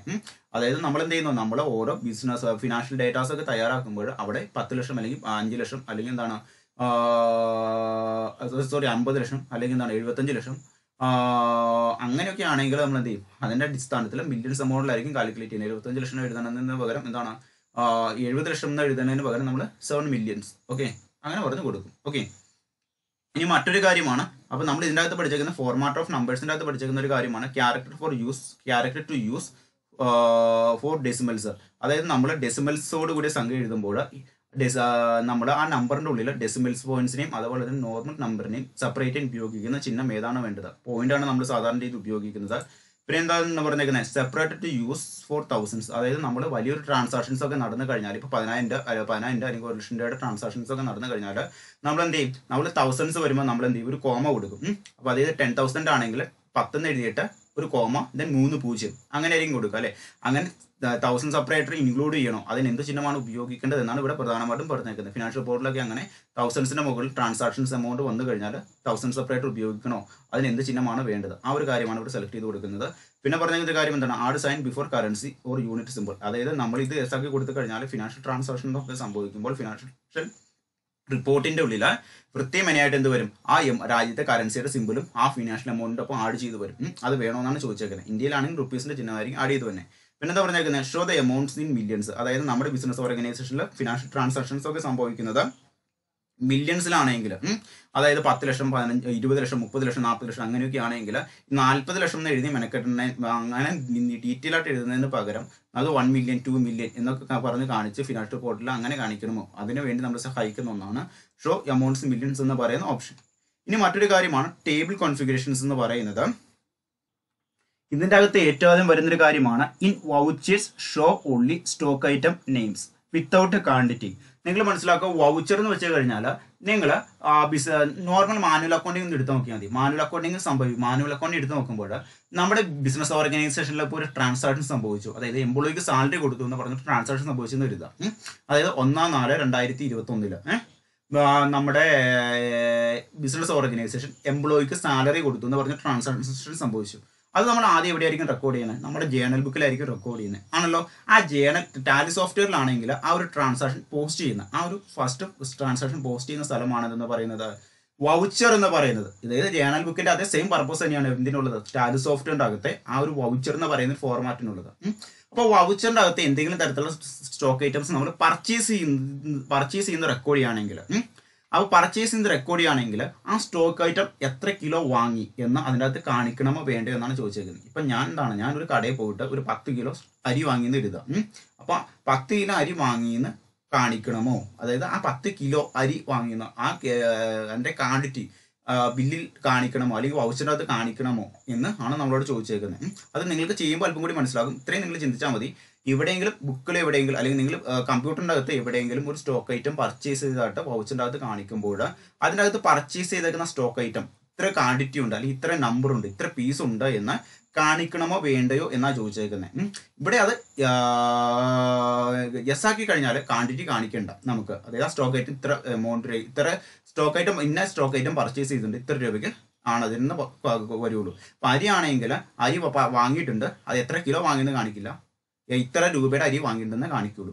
ഇനി അത് നോയാണെങ്കിലോ എത്ര സ്റ്റോക്ക് ഐറ്റം പർച്ചേസ് ചെയ്തിട്ടുണ്ടെന്ന് സുഖമായിട്ട് അതായത് ഇന്ന അരി എന്ന് പറഞ്ഞ സ്റ്റോക്ക് ഐറ്റം പർച്ചേസ് ചെയ്തിട്ടുണ്ട്, അതിന് ടോട്ടൽ ക്വാണ്ടിറ്റി എന്ന് പറയുന്നത് ഇത്രയാണ്, ഇത്ര രൂപയാണ് അതിന് ടോട്ടൽ കൊടുത്തേക്കുന്നത്. അങ്ങനെ നമുക്ക് സെപ്പറേറ്റ് ചെയ്ത് കാണിക്കാൻ പറ്റും. പിന്നെ മറ്റൊരു കാര്യമാണ് apply keyword filter to list of items എന്ന് വെച്ച് കഴിഞ്ഞാൽ അതെന്ന് വെച്ച് കഴിഞ്ഞാൽ ഇപ്പോൾ നിങ്ങൾ മൊബൈൽ ഫോണിലൊക്കെ വാട്സാപ്പിലൊക്കെ ചാറ്റ് ചെയ്യുന്ന ആളുകളില്ലേ, അപ്പോൾ നിങ്ങൾ നിങ്ങൾ മൊബൈൽ ഫോണിലെ കീബോർഡിൽ ടൈപ്പ് ചെയ്യുമ്പോൾ നിങ്ങൾക്ക് ഇപ്പോൾ നിങ്ങൾ ഹൗ ആർ യു എന്ന് നിങ്ങൾ ചോദിക്കുകയാണ്, അല്ലെങ്കിൽ എന്താണ് ബ്യൂട്ടിഫുൾ എന്ന് പറഞ്ഞ് ടൈപ്പ് ചെയ്യുകയാണെന്ന് ബ്യൂട്ടിഫുൾ. അപ്പോൾ ബ്യൂട്ടിഫുളിന്റെ ഫുൾ സ്പെല്ലിംഗ് ടൈപ്പ് ചെയ്യുന്നതിന് മുമ്പ് BEA അതെന്ന് പറഞ്ഞ് ടൈപ്പ് ചെയ്യുന്നതിന് മുമ്പ് നിങ്ങൾക്ക് തൊട്ട് മുകളിൽ ഒരു ഓപ്ഷൻ ചോദിക്കും ബ്യൂട്ടിഫുൾ എന്നാണോ, അങ്ങനെ കുറച്ച് ആ ഒരു വേർഡുമായി ബന്ധപ്പെട്ടുകൊണ്ടുള്ള കുറച്ച് കാര്യങ്ങൾ ചോദിക്കും അല്ലേ. അതപ്പോൾ നമുക്ക് എന്ത് ചെയ്യാൻ പറ്റും? ബ്യൂട്ടിഫുൾ എന്ന് ടൈപ്പ് ചെയ്യാൻ ആഗ്രഹിക്കുന്ന ആളാണെങ്കിൽ അത് 2 സ്പെല്ലിംഗ് പേര് ടൈപ്പ് ചെയ്താൽ മതി, BEA എന്ന് പറഞ്ഞ് ടൈപ്പ് ചെയ്താൽ മതി. അപ്പോഴേക്കും മുകളിൽ ചോദിക്കും, ഓപ്ഷൻസ് ചോദിക്കും, ബ്യൂട്ടിഫുൾ എന്നാണോ അല്ലെങ്കിൽ ബട്ടർഫ്ലൈ എന്നാണോ, എന്ത് കാര്യം, അങ്ങനെ കുറച്ച് ആ ഒരു വാക്കുകളും ആ ഒരു ഇംഗ്ലീഷ് ലെറ്ററുമായി ബന്ധപ്പെട്ടുകൊണ്ടുള്ള കുറച്ച് കാര്യങ്ങൾ ചോദിക്കും. നിങ്ങൾക്ക് ബ്യൂട്ടിഫുൾ എന്നാണോ വേണ്ടെങ്കിൽ നിങ്ങളത് മൊത്തം ടൈപ്പിൻ്റെ കാര്യമില്ല, അത് സെലക്ട് ചെയ്ത് കൊടുത്താൽ മതി. എന്ന് പറഞ്ഞ പോലെ തന്നെയാണ് ഈ ഒരു കാര്യം. അതായത് നമ്മൾ ടാലി സോഫ്റ്റ്വെയറിൻ്റെ അകത്ത് എന്തെങ്കിലും തരത്തിലുള്ള സാധനങ്ങൾ പർച്ചേസ് ചെയ്യുമ്പോഴോ അല്ലെങ്കിൽ സാധനങ്ങൾ നമ്മൾ വിൽക്കുമ്പോഴോ ഒരു സ്റ്റോക്ക് ഐറ്റത്തിന്റെ പേര് നമ്മൾ സെലക്ട് ചെയ്ത് കൊടുക്കുക എന്ന് കരുതാം. ആ സ്റ്റോക്ക് ഐറ്റത്തിന്റെ പേര് ഓൾറെഡി നമ്മുടെ കമ്പനിയുടെ ഉള്ളിൽ ഉണ്ടെങ്കിൽ, അതായത് നമ്മുടെ ടാലി സോഫ്റ്റ്വെയറിന്റെ അകത്ത് ആ സ്റ്റോക്ക് ഐറ്റത്തിന്റെ പേര് കിടക്കുന്നുണ്ടെങ്കിൽ എന്ത് ചെയ്താൽ മതി? ആ സ്റ്റോക്ക് ഐറ്റത്തിന്റെ ആദ്യത്തെ ലെറ്റർ അടിച്ചാൽ മതി. ആദ്യത്തെ ലെറ്റർ അടിക്കുമ്പോഴേക്കും ഓട്ടോമാറ്റിക്കലി ആ സ്റ്റോക്ക് ഐറ്റത്തിന്റെ പേര് അവിടെ വിസിബിൾ ആയിട്ട് വരും. ഇപ്പോൾ റൈസ് എന്ന് പറഞ്ഞൊരു പ്രൊഡക്റ്റ് ആണെന്ന് കരുതാം, അല്ലെങ്കിൽ അരി റൈസ്. ആ ഒരു പ്രൊഡക്റ്റിന്റെ പേരാണ് നമ്മൾ ബില്ല് അടിക്കണമെന്ന് എഴുതുക, അല്ലെങ്കിൽ വൗച്ചറിന്റെ അകത്ത് ടാലിസോഫ്റ്റിന്റെ അകത്ത് ടൈപ്പ് ചെയ്യണമെന്ന് എഴുതുക. ഒരു കസ്റ്റമറിന് ഞാൻ എന്ത് ചെയ്തു, കസ്റ്റമറെ ഞാൻ കുറച്ച് അരി വിട്ടിട്ടുണ്ട്, അപ്പോൾ അരിയാണ് വിറ്റേക്കുന്നത്, അവന് ബില്ല് കൊടുക്കണം. അതിന് എന്ത് ചെയ്യണം, ടാലിസോഫ്റ്റിന്റെ അകത്ത് ആ സ്റ്റോക്ക് ഐറ്റത്തിന്റെ പേര് എനിക്ക് ടൈപ്പ് ചെയ്യണം. അപ്പോൾ RISI എന്ന് പറഞ്ഞ് എന്ത് ചെയ്യേണ്ട കാര്യമില്ല, നീട്ടി ടൈപ്പ് ചെയ്യേണ്ട കാര്യമില്ല. അടിച്ചിട്ട് അടിക്കുമ്പോഴേക്കും ഓട്ടോമാറ്റിക്കലി എന്താണ് ഫില്ലായിട്ട് വന്നോളൂ, റൈസ് എന്ന് പറഞ്ഞ് ഫില്ലായിട്ട് വന്നോളൂ. അപ്പോൾ അങ്ങനെ എന്താണ് നമ്മൾ കൊടുത്തേക്കുന്ന അനവധി സ്റ്റോക്ക് ഐറ്റത്തിന്റെ ഉള്ളിൽ നിന്നും എന്താണ് നമുക്ക് ആവശ്യമുള്ള കാര്യം ഓട്ടോമാറ്റിക്കലി ഫില്ല് ചെയ്ത് വരാൻ നമ്മളെ സഹായിക്കുന്ന ഒരു ഓപ്ഷനാണ് എന്ന് പറയുന്നത് apply keyboard filter to list of items എന്ന് പറയുന്നത്. അതായത് ഓൾറെഡി നമ്മൾ സ്റ്റോക്ക് ഐറ്റത്തിന്റെ പേര് കമ്പ്യൂട്ടർ സോഫ്റ്റ്വെയറിന്റെ അകത്ത് എൻട്രി ചെയ്ത് കൊടുത്തിട്ടുണ്ട്. നമ്മുടെ ആവശ്യാനുസരണത്തിന് നമ്മൾ ആ ഒരു സ്റ്റോക്ക് ഐറ്റത്തിന്റെ പേര് ടൈപ്പ് ചെയ്യുമ്പോൾ ആ സ്റ്റോക്ക് ഐറ്റത്തിന്റെ ആദ്യത്തെ പേരോ അല്ലെങ്കിൽ രണ്ടാമത്തെ ലെറ്റർ ടൈപ്പ് ചെയ്യുമ്പോൾ ഓട്ടോമാറ്റിക്കലി സ്റ്റോക്ക് ഐറ്റത്തിന്റെ പേര് ഫില്ലായിട്ട് വരും നമുക്ക്. ഓക്കെ, അതിന് നമ്മൾ അങ്ങനെ ഫിൽട്ടർ ചെയ്ത് അങ്ങനെ സ്റ്റോക്ക് ഐറ്റത്തിന്റെ ലിസ്റ്റത്തിന്റെ ഉള്ളിൽ നിന്നും നമ്മൾ ആഗ്രഹിക്കുന്ന കാര്യങ്ങളെ ഫിൽട്ടർ ചെയ്ത് നമ്മുടെ ടൈപ്പ് സ്പീഡ് എളുപ്പമാക്കാൻ നമ്മളെ സഹായിക്കുന്ന ഒന്നാണ് എന്ന് പറയുന്നത് apply keyword filter to list items എന്ന് പറയുന്ന ഓപ്ഷൻ എന്ന് പറയുന്നത്. ഓക്കെ, ഇപ്പൊ നിങ്ങളൊക്കെ ആണെങ്കിലും എന്താണ് ഗൂഗിളിൽ ഓരോ കാര്യങ്ങൾ സെർച്ച് ചെയ്യാറുണ്ട്. അപ്പോൾ ഗൂഗിളിൽ ഒരു സെന്റൻസ് നീട്ടി ടൈപ്പ് ചെയ്യണമെന്ന് കരുതാം. പക്ഷേ നിങ്ങൾ ടൈപ്പ് ചെയ്യുമ്പോൾ ഓട്ടോമാറ്റിക്കലി ഫിൽ ചെയ്ത് വരുവാണെങ്കിലോ, ഇപ്പോൾ W അടിക്കുമ്പോഴേക്കും വാട്ട് എന്നാണ് നിങ്ങൾക്ക് ടൈപ്പ് ചെയ്യേണ്ടത്. നിങ്ങൾ W അടിക്കുമ്പോഴേക്കും മുകളിൽ വാട്ട് എന്ന് പറഞ്ഞ് എഴുതി കാണിക്കുകയാണ് ഓട്ടോമാറ്റിക്കലി. നിങ്ങൾക്ക് അത് സെലക്ട് ചെയ്ത് കൊടുത്താൽ മതി. WHAT WHAT എന്ന് നീട്ടി ടൈപ്പ് ചെയ്യേണ്ട കാര്യമില്ല, ഓട്ടോമാറ്റിക്കലി ഫില്ലായിട്ട് വരും. അതേ സെയിം രീതിയിൽ എന്താണ് നമ്മൾ കമ്പ്യൂട്ടറിന്റെ ഉള്ളിൽ ഒരു കാര്യം ടൈപ്പ് ചെയ്യാണ്, ഓരോ സ്റ്റോക്ക് ഐറ്റത്തിന്റെ പേര് ടൈപ്പ് ചെയ്യണം. ഇപ്പോൾ പെൻസിൽ നിന്നാണ് ടൈപ്പ് ചെയ്യണമെങ്കിൽ PE അടിക്കുമ്പോഴേക്കും എന്താണ് ഓട്ടോമാറ്റിക്കലി പെൻസിൽ ഓർ പേനാന്ന് ചോദിക്കും. എന്നോട് അടിക്കുമ്പോഴേക്കും ഓട്ടോമാറ്റിക്കലി പെൻസിൽ എന്ന് പറഞ്ഞാൽ വരും, അങ്ങനെ ഫില്ലായിട്ട് വരും. അങ്ങനെ ഓട്ടോമാറ്റിക്കലി ഫില്ല് ചെയ്ത് വന്നോ എന്ന് അങ്ങനെ ടൈപ്പ് സ്പീഡ് എളുപ്പമാക്കണോ എന്ന് ചോദിക്കുന്ന ഒരു ഓപ്ഷനാണ് എന്തെന്ന് പറയുന്നത് apply keyword filter to list items എന്ന് പറയുന്ന ഓപ്ഷൻ. ഇനി എന്താ പറഞ്ഞേക്കുന്നത് അപ്ലൈ ഫോർ ഓൾ കോളംസ് എന്ന് പറയുന്ന ഒരു ഓപ്ഷനാണ്. അപ്പൊ ഈ മുകളിൽ കൊടുത്തിരിക്കുന്ന ആ കാര്യം അങ്ങനെ ഓട്ടോമാറ്റിക്കലി ലിസ്റ്റ് ഒരു സ്റ്റോക്ക് ഐറ്റത്തിന്റെ പേര് ഓട്ടോമാറ്റിക്കലി 1-2 ലെറ്റർ ടൈപ്പ് ചെയ്യുമ്പോൾ ഓട്ടോമാറ്റിക്കലി ആ സ്റ്റോക്ക് ഐറ്റം ഓട്ടോമാറ്റിക്കലി ഫില്ലായിട്ട് എല്ലാ ഫിനാൻഷ്യൽ റിപ്പോർട്ടുകളിലും ഫിനാൻഷ്യൽ സ്റ്റേറ്റ്മെന്റുകളിലും ആ ഒരു സ്റ്റോക്ക് ഐറ്റത്തിന്റെ പേര് ഉപയോഗിക്കുമ്പോൾ ഫില്ലായിട്ട് വന്നമോ എന്നാണ് ചോദിച്ചേക്കുന്നത്. ഇവിടെ അത് ആക്കി കഴിഞ്ഞാൽ ആ ഒരു ഫംഗ്ഷൻ എല്ലാത്തിലും എല്ലാ ഫിനാൻഷ്യൽ റിപ്പോർട്ടുകളും അതുപോലെ തന്നെ എല്ലാ ഫിനാൻഷ്യൽ സ്റ്റേറ്റ്മെന്റുകളും എല്ലാ ട്രാൻസാക്ഷൻസ് ഉപയോഗിക്കുമ്പോൾ അങ്ങനെയുള്ള സ്റ്റോക്ക് ഐറ്റത്തിന്റെ പേര് 1-2 ലെറ്റർ അടിക്കുമ്പോൾ ഓട്ടോമാറ്റിക്കലി ഫില്ലായിട്ട് വരും. ഇനി അല്ലെങ്കിലോ നമ്മളെ സ്റ്റോക്ക് ഐറ്റത്തിന്റെ ഫുൾ സ്പെല്ലിംഗ് നമ്മൾ ഇംഗ്ലീഷ് അടിച്ച് കൊടുക്കേണ്ടി വരും. പിന്നെ പറഞ്ഞിരിക്കുന്ന കാര്യം എന്താണ് show the tables with masters only in current language. അതായത് നമ്മുടെ കമ്പ്യൂട്ടറിന്റെ അകത്ത് നമ്മൾ ഉപയോഗിക്കുന്ന ഏത് ലാംഗ്വേജ് ആണോ ആ ലാംഗ്വേജിൽ തന്നെയാണോ നമ്മുടെ ഫിനാൻഷ്യൽ റിപ്പോർട്ടുകളും ഫിനാൻഷ്യൽ സ്റ്റേറ്റ്മെന്റുകളും പ്രിപ്പയർ ചെയ്ത് തരേണ്ടത് എന്നാണ് ചോദിച്ചേക്കുന്നത്. സ്റ്റോക്ക് ഐറ്റം ടൈപ്പ് ചെയ്യുന്നത് മലയാളത്തിലാണ് ടാലി സോഫ്റ്റിന്റെ അകത്തെങ്കിൽ ആ സ്റ്റോക്ക് ഐറ്റത്തിന്റെ പേര് ബാക്കിയുള്ള സ്റ്റോക്ക് രജിസ്റ്ററിന്റെ അകത്തോ അല്ലെങ്കിൽ ബാലൻസ് ഷീറ്റിന്റെ അകത്തോ ട്രേഡിംഗ് ആൻഡ് പ്രോഫിറ്റ് ലോസ് അക്കൗണ്ടിന്റെ അകത്തോ അതേ സെയിം രീതിയിൽ തന്നെയാണ് കിടക്കേണ്ടത്. ഇനി അതല്ല അതായത് മലയാളത്തിൽ തന്നെയാണോ കിടക്കേണ്ടത് അതോ ഇംഗ്ലീഷിലാണ് ടൈപ്പ് ചെയ്യണമെങ്കിൽ ഇംഗ്ലീഷിൽ തന്നെയാണോ കിടക്കേണ്ടത് എന്നാണ് ചോദിച്ചേക്കുന്നത്. ഓക്കെ, അപ്പോൾ നമ്മൾ പഠിച്ചേക്കുന്ന ടേബിൾ കോൺഫിഗറേഷൻ ആണ്, അതായത് സ്റ്റോക്ക് ഐറ്റവുമായി ബന്ധപ്പെട്ടുകൊണ്ടുള്ള കാര്യങ്ങളാണ്. ഒന്നാമത്തെ കാര്യം എന്താണ് in voucher show only stock items names without quantity. അതായത് നമ്മൾ സ്റ്റോക്ക് ഐറ്റവുമായി ബന്ധപ്പെട്ടുകൊണ്ട് എന്തെങ്കിലും തരത്തിലുള്ള ട്രാൻസാക്ഷൻസ് നമ്മുടെ ബിസിനസ് ഓർഗനൈസേഷൻ സംഭവിക്കുകയാണ്, അത് ടാലി സോഫ്റ്റ്വെയറിനകത്ത് നമ്മൾ റെക്കോർഡ് ചെയ്യുകയാണെങ്കിൽ സ്റ്റോക്ക് ഐറ്റത്തിന്റെ പേരിന്റെ ഒപ്പം തന്നെ ആ സ്റ്റോക്ക് ഐറ്റം എത്ര ക്വാണ്ടിറ്റിയാണ് വിറ്റേക്കുന്നത് അല്ലെങ്കിൽ എത്ര ക്വാണ്ടിറ്റിയാണ് പർച്ചേസ് ചെയ്തിരിക്കുന്നത് ക്വാണ്ടിറ്റി കാണിക്കണമോ അല്ലെങ്കിൽ ക്വാണ്ടിറ്റി എൻട്രി ചെയ്യാൻ പറ്റണമോ എന്നാണ് ചോദിച്ചേക്കുന്നത്. ഇനി രണ്ടാമത്തെ കാര്യം എന്താ പറഞ്ഞേക്കുന്നത് apply keyword filter to list of items. അതായത് നമ്മുടെ സ്റ്റോക്ക് ഐറ്റം ഒക്കെ നമ്മൾ ടാലി സോഫ്റ്റ്വെയറിന്റെ അകത്ത് എൻട്രി ചെയ്ത് കൊടുക്കണം ഓട്ടോമാറ്റിക്കലി അല്ലേ. അപ്പോൾ ഓൾറെഡി ആ സ്റ്റോക്ക് ഐറ്റം ടാലി സോഫ്റ്റ്വെയറിന്റെ അകത്ത് ക്രിയേറ്റ് ചെയ്ത് വെക്കണം, അല്ലെങ്കിൽ നമ്മളൊരു ലിസ്റ്റ് അതിന്റെ എന്തൊക്കെ നമ്മുടെ കടയിൽ നിന്ന് എന്തൊക്കെ സാധനങ്ങളാണ് വിൽക്കുന്നത് ആ സ്റ്റോക്ക് ഐറ്റത്തിന്റെ ലിസ്റ്റ് മൊത്തം നമ്മൾ ടൈപ്പ് ചെയ്ത് വെച്ചിട്ടുണ്ടെങ്കിൽ ആ സ്റ്റോക്ക് ഐറ്റത്തുമായി ബന്ധപ്പെട്ടുള്ള ട്രാൻസാക്ഷൻസ് നമ്മൾ ടാലി സോഫ്റ്റ്വെയറിനകത്ത് എൻട്രി ചെയ്യുമ്പോൾ ആ സ്റ്റോക്ക് ഐറ്റത്തിന്റെ പേര് നമ്മുടെ ആദ്യത്തെ ലെറ്റർ ആ സ്റ്റോക്ക് ഐറ്റത്തിന്റെ ആദ്യത്തെ പേരോ അല്ലെങ്കിൽ രണ്ടാമത്തെ പേര് അടിക്കുമ്പോൾ ഓട്ടോമാറ്റിക്കലി സ്റ്റോക്ക് ഐറ്റം ആ ലിസ്റ്റിന്റെ ഉള്ളിൽ നിന്ന് ഫിൽട്ടർ ചെയ്ത് വന്നമോ എന്നാണ് ചോദിച്ചേക്കുന്നത്. അതുകൊണ്ടുള്ള പ്രയോജനം എന്തെന്ന് വെച്ച് കഴിഞ്ഞാൽ നമ്മൾ ടൈപ്പ് ചെയ്യുന്ന സ്പീഡ് കുറയും, ടൈപ്പ് ചെയ്യുന്ന സ്പീഡ് കൂടുമെന്നാണ് പറയുന്നത്. ഇപ്പോൾ ഒരു അംബർല എന്ന് പറയുന്ന ഒരു സ്റ്റോക്ക് ഐറ്റത്തെ പറ്റിയാണ് അംബർല വിറ്റത് 10 കുട വിറ്റിട്ടുണ്ട്, 10 അംബർല നമ്മൾ വിറ്റിട്ടുണ്ട്. അപ്പോൾ അംബർലയാണ് വിറ്റേക്കുന്നതെന്ന് പറഞ്ഞ് ടൈപ്പ് ചെയ്യണമെങ്കിൽ UM അടിക്കുമ്പോഴേക്കും അംബർല എന്ന് പറഞ്ഞാൽ അവിടെ ടൈപ്പ് ചെയ്ത് വരും. അങ്ങനെ സ്റ്റോക്ക് ഐറ്റം ലിസ്റ്റിന്റെ ഉള്ളിൽ നിന്ന് അത് ഫിൽട്ടർ ചെയ്ത് വന്നമോ എന്ന് ചോദിച്ചേക്കുന്നത്. പിന്നെ എന്താ പറഞ്ഞേക്കുന്നത് അപ്ലൈ ഫോർ ഓൾ കോളംസ്. അതായത് ഈ ഒരു കാര്യം അതായത് ഓരോ കാര്യങ്ങൾ ഓൾറെഡി സ്റ്റോക്ക് ഐറ്റവുമായി ബന്ധപ്പെട്ടുകൊണ്ടുള്ള കാര്യങ്ങൾ ഓൾറെഡി എന്താണ് ഇങ്ങനെ ക്രിയേറ്റ് ചെയ്ത് വെച്ചിട്ടുണ്ട്. അപ്പോൾ നമ്മൾ അതിന്റെ ഷോർട്ട് ഫോം അടിക്കുമ്പോഴേക്കും അല്ലെങ്കിൽ ആ സ്റ്റോക്ക് ഐറ്റത്തിന്റെ ആദ്യത്തെ ലെറ്റർ അടിക്കുമ്പോഴേക്കും ഓട്ടോമാറ്റിക്കലി ഫില്ലായിട്ട് വരുന്നത് നമ്മൾ എല്ലാ ഫിനാൻഷ്യൽ സ്റ്റേറ്റ്മെന്റുകളും അതുപോലെ തന്നെ ഫിനാൻഷ്യൽ റിപ്പോർട്ടുകളും ഇൻവോയ്സുകളും പ്രിപ്പയർ ചെയ്യുമ്പോൾ അങ്ങനെ ഓട്ടോമാറ്റിക്കലി ഫില്ലായിട്ട് വരണമോ എന്നാണ് ചോദിച്ചേക്കുന്നത്. പിന്നെ പറഞ്ഞിരിക്കുന്ന കാര്യം എന്താണ് show tables with masters only in current language. അതായത് നമ്മൾ സ്റ്റോക്ക് ഐറ്റത്തിന്റെ പേര് നമ്മൾ എന്ത് രീതിയിലാണ് ടൈപ്പ് ചെയ്ത് കൊടുക്കുന്നത്, മലയാളത്തിലാണെങ്കിൽ മലയാളത്തിൽ, ഇംഗ്ലീഷിലാണെങ്കിൽ ഇംഗ്ലീഷിലോ ആ കാര്യം അതേ സെയിം രീതിയിൽ തന്നെയാണോ ബാക്കിയുള്ള എല്ലാ ഫിനാൻഷ്യൽ റിപ്പോർട്ടുകളും ഫിനാൻഷ്യൽ സ്റ്റേറ്റ്മെന്റുകളും റിഫ്ലക്ട് ചെയ്യേണ്ടത് എന്നാണ് ചോദിച്ചിരിക്കുന്നത്. ഈ കാര്യം ഇതാക്കിയാൽ അത് അതേ സെയിം രീതിയിൽ തന്നെ വരും. പിന്നെ എന്താ പറഞ്ഞേക്കുന്നത്, ഇമ്പോർട്ട് എക്സ്പോർട്ട് കോൺഫിഗറേഷൻ ആണ് ഇനി അടുത്തത്. അതിൻ്റെ അകത്ത് ഇമ്പോർട്ട് എക്സ്പോർട്ട് കോൺഫിഗറേഷൻ കൊണ്ട് അർത്ഥമാക്കുന്നത് വെച്ച് കഴിഞ്ഞാൽ ഇപ്പം നമ്മൾ ടാലി സോഫ്റ്റ്വെയറിൻ്റെ അകത്ത് നിന്നും ഒരു ഫിനാൻഷ്യൽ റിപ്പോർട്ട് നമുക്ക് മറ്റൊരു സോഫ്റ്റ്വെയർ ഫോർമാറ്റിലേക്ക് മാറ്റാൻ പറ്റും. ഇപ്പം എക്സലിൻ്റെ ഫോർമാറ്റിലേക്ക് അല്ലെങ്കിൽ PDF ഫോർമാറ്റിലേക്ക് അല്ലെങ്കിൽ വേഡ് ഫോർമാറ്റിലേക്കൊക്കെ നമുക്ക് എന്ത് ചെയ്യാൻ പറ്റും, ടാലി സോഫ്റ്റ്വെയറിൻ്റെ ഉള്ളിൽ കിടക്കുന്ന ഡേറ്റ മറ്റൊരു സോഫ്റ്റ്വെയറിൻ്റെ ഉള്ളിലേക്ക് നമുക്ക് മാറ്റാൻ പറ്റും. അപ്പോൾ അതുമായി ബന്ധപ്പെട്ടുള്ള സെറ്റിംഗ്സ് ആണ് ഇവിടെ പറഞ്ഞിരിക്കുന്നത്. ഇപ്പം നമ്മൾ എക്സലിൽ കിടക്കുന്ന ഒരു ഡേറ്റയോ അല്ലെങ്കിൽ വേഡിൽ കിടക്കുന്ന ഒരു ഡേറ്റയോ അല്ലെങ്കിൽ PDF ആയിട്ടുള്ള ഡേറ്റയോ ആ ഒരു കാര്യം എന്താണ്, ടാലി സോഫ്റ്റ്വെയറിൻ്റെ അകത്ത് ഇമ്പോർട്ട് ചെയ്യുമ്പോൾ നമ്മൾ ഉപയോഗിക്കുന്ന കോമൺ ആയിട്ടുള്ള കുറച്ച് സെറ്റിംഗ്സ് ആണ് ഇവിടെ പറയുന്നത്. ഒന്നാമത്തെ കാര്യമാണ് ignore errors during data import. അതായത് നമ്മൾ സാധാരണ രീതിയിൽ നമ്മൾ ഫിനാൻഷ്യൽ ഡേറ്റാസ് ഒക്കെ ഏത് സോഫ്റ്റ്വെയറിലാണെങ്കിലും തയ്യാറാക്കുന്നത് അക്കൗണ്ടിങ് റൂൾ അനുസരിച്ചുകൊണ്ടായിരിക്കും അല്ലെ.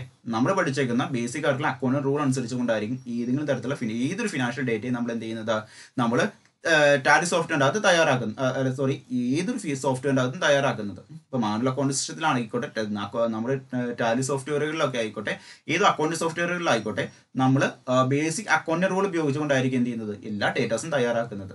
അപ്പോൾ വേറെ ഏതെങ്കിലും ഇപ്പോൾ ഉദാഹരണം വെച്ച് കഴിഞ്ഞാൽ PDF ആയിട്ട് നമ്മൾ എന്ത് ചെയ്തു, നമ്മൾ ഒരു ഒരു കമ്പനി നടക്കുന്ന ഫിനാൻഷ്യൽ ട്രാൻസാക്ഷനുമായി ബന്ധപ്പെട്ടുകൊണ്ടുള്ള ഫിനാൻഷ്യൽ റിപ്പോർട്ടുകൾ, ഫിനാൻഷ്യൽ ഡേറ്റാസൊക്കെ നമ്മൾ തയ്യാറാക്കി വെച്ചിട്ടുണ്ട്.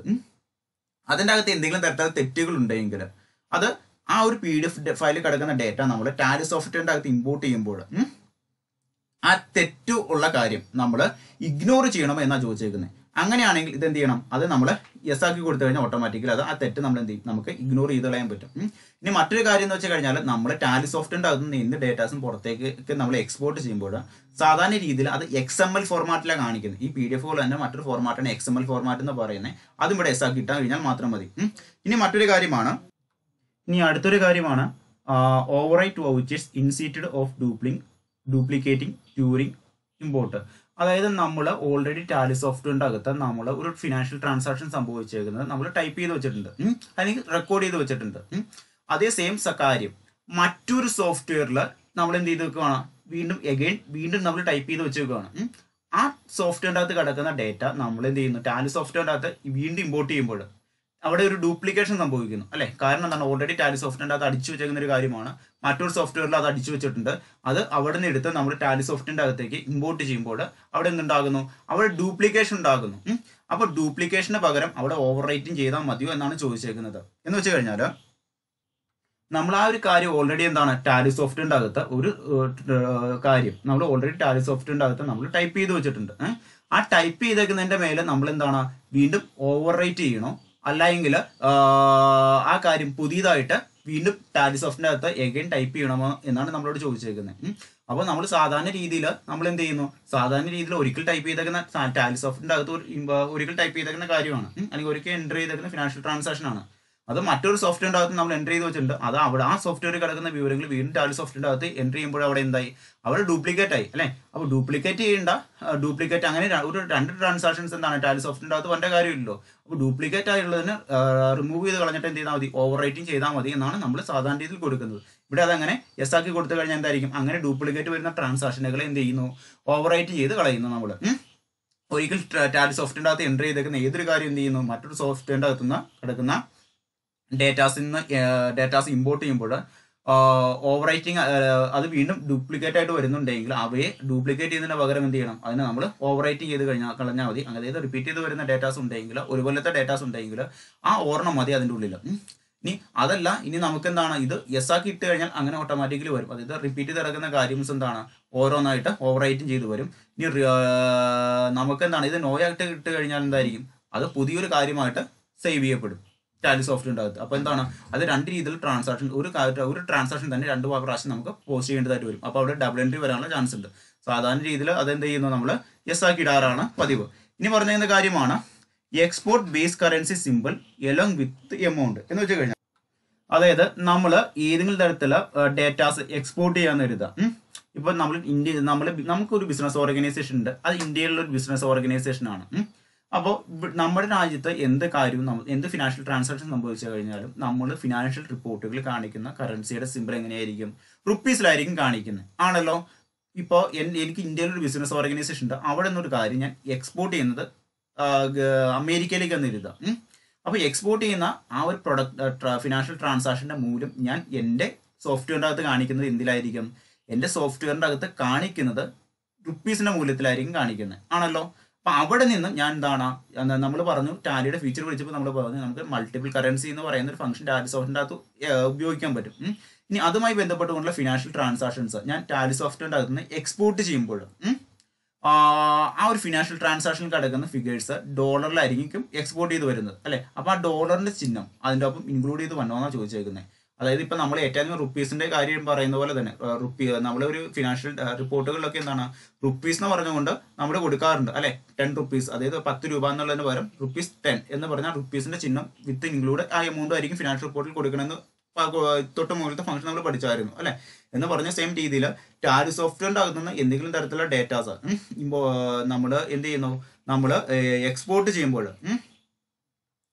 ചെയ്യുമ്പോഴോ അല്ലെങ്കിൽ പുറത്തേക്ക് മറ്റേതെങ്കിലും ഫോർമാറ്റിലേക്ക് മറ്റേതെങ്കിലും സോഫ്റ്റ്വെയറിലേക്ക് മാറ്റുമ്പോഴോ നമ്മൾ ടാലി സോഫ്റ്റ്വെയറിൻ്റെ അകത്ത് കിടക്കുന്ന ഫിനാൻഷ്യൽ ഡേറ്റാസിന്റെ ഒപ്പം തന്നെ ഫിനാൻഷ്യൽ എമൗണ്ടുകളുടെ ഒപ്പം തന്നെ ആ നമ്മുടെ ടാലി സോഫ്റ്റ്വെയർ ഉപയോഗിച്ചിരിക്കുന്ന കറൻസി സിമ്പിളും എക്സ്പോർട്ട് ചെയ്യണമോ എന്നാണ് ചോദിച്ചിരിക്കുന്നത്.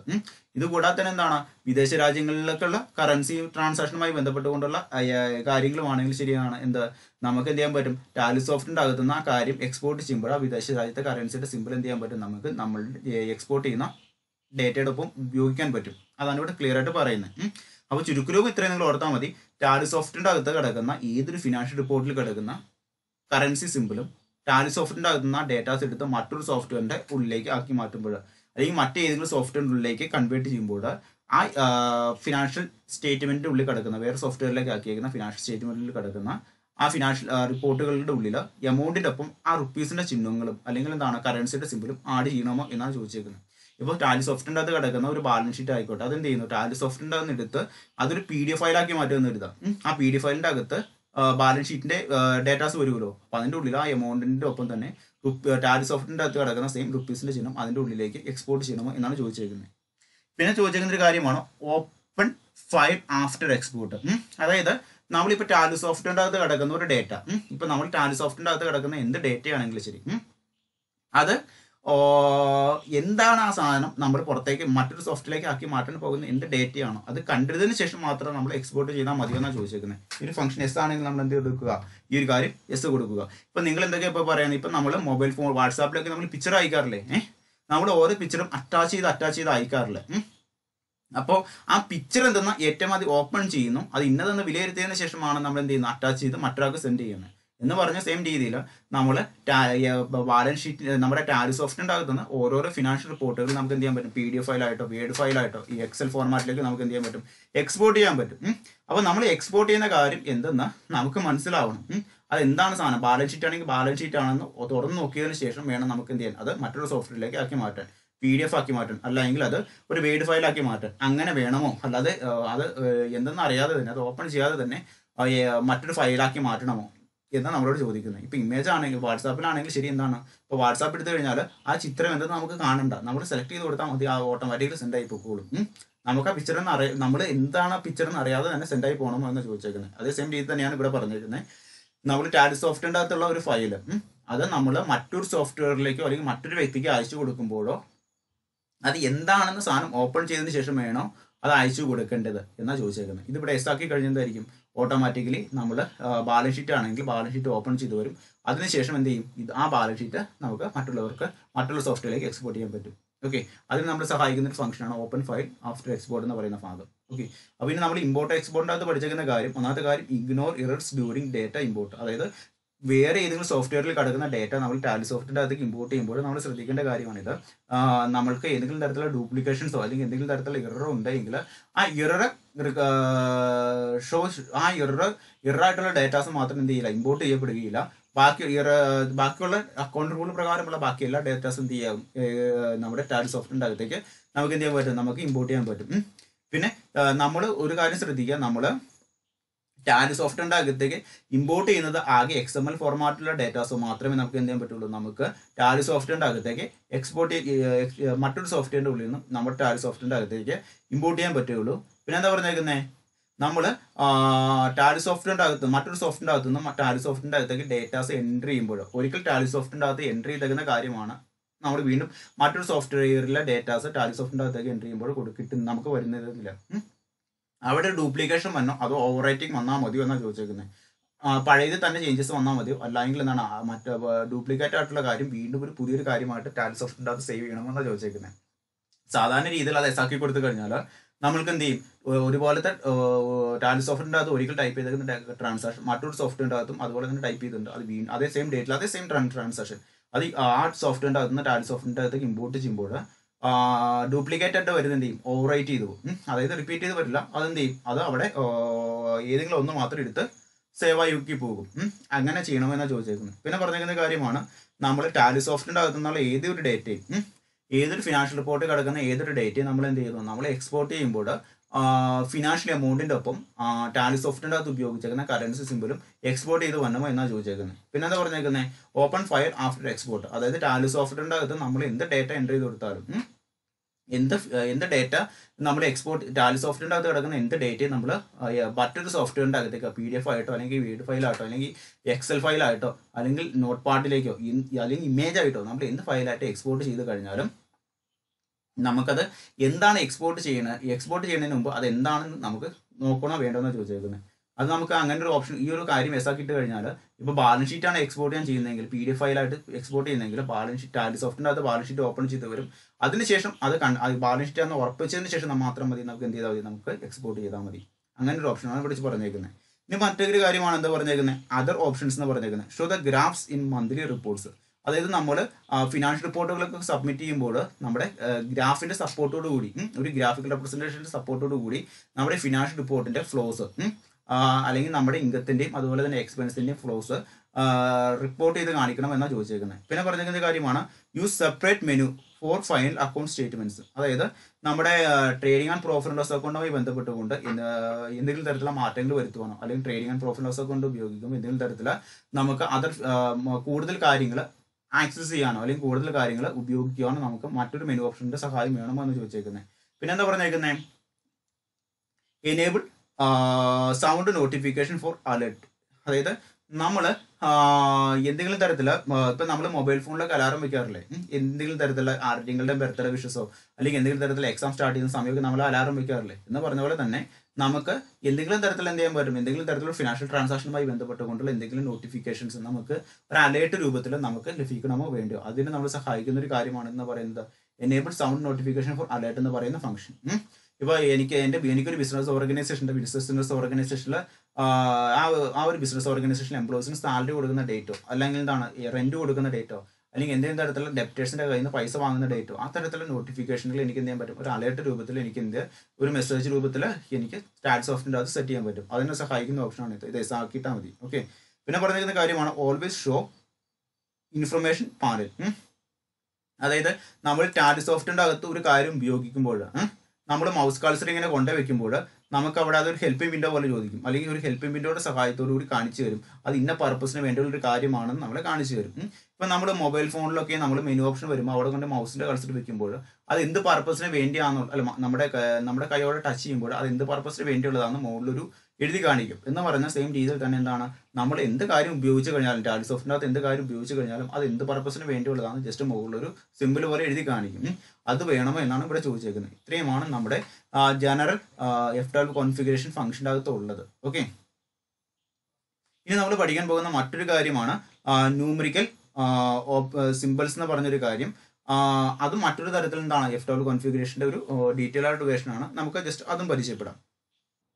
ഓക്കെ, നമ്മൾ വീണ്ടും F12 കോൺഫിഗറേഷൻ വിൻഡോയുടെ കീഴിൽ വന്നു. നമ്മുടെ രണ്ടാമത്തെ F12 കോൺഫിഗറേഷൻ ഫംഗ്ഷൻ ആണ് എന്താ പറയുന്നത്, ന്യൂമറിക് സിമ്പിൾസ് എന്ന് പറയുന്നത്. അത് ജസ്റ്റ് എന്ത് ചെയ്യുക, അത് ജസ്റ്റ് നമ്മൾ സെലക്ട് ചെയ്യുക മൗസിന്റെ കഴ്സർ ഉപയോഗിച്ചുകൊണ്ട്.